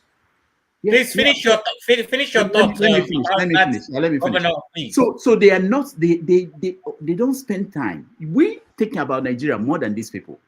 What they think about most of their time is, how do we corner this money? There's money here. My girlfriend, my children, this is what they spend their time thinking about. So why would they succeed? Why will Akpabio? Where do they come from? Wait. Why will Akpabio? When Akpabio leaves that Senate chambers, for example, he has to deal with all the allegations and crises that he's facing, and all the people, all the scandals. He's not thinking about how to pass laws that will make Nigeria better. That's not what they are thinking about. But they are Nigerians. Now we produce them now. No, we produce them, but we are electing the worst of us. In China, that's what I'll find the book. I'll find the book and present it next week. In China, they said that somebody did a study and found out that why China is advancing more than any country in the world is that the people running China are engineers, people who make things. Their goal is, how do we make things? In America, it's the lawyers that are running things. And in law, it's not about how to make things. It's about what do we, impediments, how do we stop this or find loopholes for some people. And that's why things are not moving here anymore. They say that what they built here in the 60s, they can't build it again anymore. It's difficult because there's so many laws, environmental laws, and lawyers, and they are deciding things. So we have to look into all these things and find a way forward. It's not that we can't do it. We can do it. We don't have to reinvent the wheel. We have advantages. What technology is doing now is that what you needed 10 people to do, now one person can do it using technology. What you needed 10,000 people, maybe 10 people will do it using technology. So we have a chance to start again, but we have to be serious. We have to cover what we missed and then move faster than others. But we haven't even started the rest. We are still fighting over small things, primitive things, Rudolph, let's pretend you're the president. What would you do to be able to? I have no political ambition. I have no interest. No, let's just pretend. You're the president of Dr. Damage's Republic. That's the problem. And you are complaining about Akpabio. No. Wrong question. No, wrong question. Wait. No, I can answer it. Advisor. No, I can answer it. Not that I can answer it, Okay. When they talk to this guy that won the election in mayor of New York, the first advice they gave him, which is what they should give anybody who finds himself in that position, even if you don't want it, is to get the right people. When people said that if you have the right people around you, and we know who the right people, but they are not going to appoint them, they are not going to bring them around them because they will tell them what they don't want to hear. There's no way Tinubu will bring the right people around him. Tinubu wants to cover his back, he has some goals, and he will bring the people that will fulfill that goal. And he went to Lagos and brought the people that worked with him and understood him, that he knew they won't reveal things about him that would, that's how it works. So they are not going to succeed. Democracy. So, but what I will do if I see myself in that place, I will look for people, and we all agree that in Nigeria we have, in and outside Nigeria, we have the best. We have people who can make things happen, who can make it work. You bring them, and the other thing that it's not just about bringing them. There's something that Obasanjo did well, that not everything, he did some things well that other leaders didn't do well, even Jonathan. Obasanjo will protect you to get something accomplished if he believes in that thing and he knows that it will help the country. Jonathan could not protect his people, even when he gets the right people to do the right thing. He couldn't. He was afraid, and they shake him and he will change his position. So you have to not just pick the right people, you have to protect them, because Nigeria is a tough place. The professor said something about somebody who came to invest in Nigeria and failed and left. There's a danger that people don't see. You can go there with the right idea, you land there, you see that you don't have the critical mass who are thinking like you, and your idea will die with you because you won't be able to find enough people to push it through. Remember, people will oppose you. The fact that you're coming from outside, you are going to be opposed, no matter how good the idea you have. People will sabotage you. If you don't have the right protection, right people around you, you'll fail, no matter how good the idea is. So we need to think that way and understand the impediments. It's not easy. I'm not saying that leadership is easy, but we don't actually have people who are willing to lead. All right, I gotta go. Thank you, everybody. And next Sunday, we are going to have this pastor join us on the show. I appreciate all of you. Let me thank those that supported us. There are people. It's very important that we recognize them. Without them, we can't do this. The Black Beauty became a YouTube member. You can actually be a YouTube member and support us with $1, $2, $10, anything you can afford every month. This is the best way. If we know we are going to get $50 a month, we can say, you know what, let's hire somebody and pay him $50 to do this for us. And we have a lot of things we have in mind of doing, but we can't do it until we are sure we can do that. Israel, thank you so much for your support. Igbo Basics, thank you so much for your support. Oscar Blackbone, thank you so much for your support. I thank everybody that joined us today. Those on the comment section, I appreciate all of you. Ovie, thank you so much for being here. Let's see, hold on, guys. Yeah, thank you so much for being here. Innovators, thank you so much for being here. Okija, thank you so much. Ekolola, thank you. Support diaspora voting. I didn't hear from you. You didn't say anything. Thank you so much for being here. Did you ask my opinion? Please, Dr. Damages. Dr. Damages. Yeah. Dr. Damages, can you hear me? Yeah, yeah. Yeah, I just want to say some of us that do support Dr. Damages, like what he just said now. I mean, we don't have like option to do flowers here, because he was just articulating, just saying all the right things. We should be giving him flowers here. But we don't have option for flowers. So the only thing we can do is to just support. I appreciate what you do. I did my Zelle, so I'm trying to tell people that using YouTube to do all this, to support him, it takes some of that YouTube. They take commission, and the money comes back less. So try to use Zelle. Whenever I want to do my support, I use Zelle. Just if you live in the US, you can use Cash App. I can use Zelle to support Dr. Damages because personally, because I do some work for him. I know this is difficult. Sometimes he will call me, like, can you do this for me? Can you do this for me? And I try to do them, and it's difficult. So we appreciate if you come here all the time. Try to do some support. Try to do Zelle. Thank you very much. All right, thank you, Okija. That's very important. I've mentioned this here, but we're happy to get anything from anybody through any means. But Zelle is better because YouTube will take 30% of anything you send through YouTube. But anyone that people feel comfortable about, we appreciate that. All right, those on the comment section, those that watch at home, thank you so much. And we will bring you another interesting guest next week. Oh, already we have one. The pastor that you guys have seen on video talking about the killings in Plateau said he's going to join us next week. All right, thank you and all the best. Bye-bye.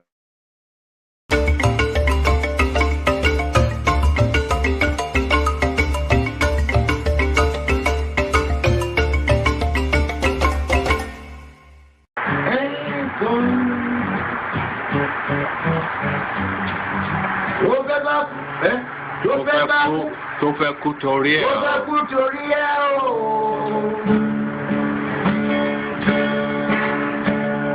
Ọwọ́ ẹni ló ti ṣàánú kọ́. Ayé la bá, ayé la fi sílẹ̀ sí. Lọ́nà èyí yóò. Thank you so much for watching. Thank you. Have you subscribed? Yes, you. Have you subscribed? You. Yeah, before you go, click. It's free. Click. Just that's it. Have you subscribed? You're laughing. Have you subscribed? Have you subscribed? Thank you. Thank you. Thank you. Hey, madam. Thank you so much. I can see you. I can see you. We have to get to 100,000 subscribers. This by the end of the year. How are we going to do that if you don't subscribe? Yes, you. Yes, you're about to click off. Why? Have you subscribed? It's free. If you don't, ask your son, ask your daughter how to. Just one click. Thank you. Thank you. I see you. Aha. Thank you very much. Thank you very much.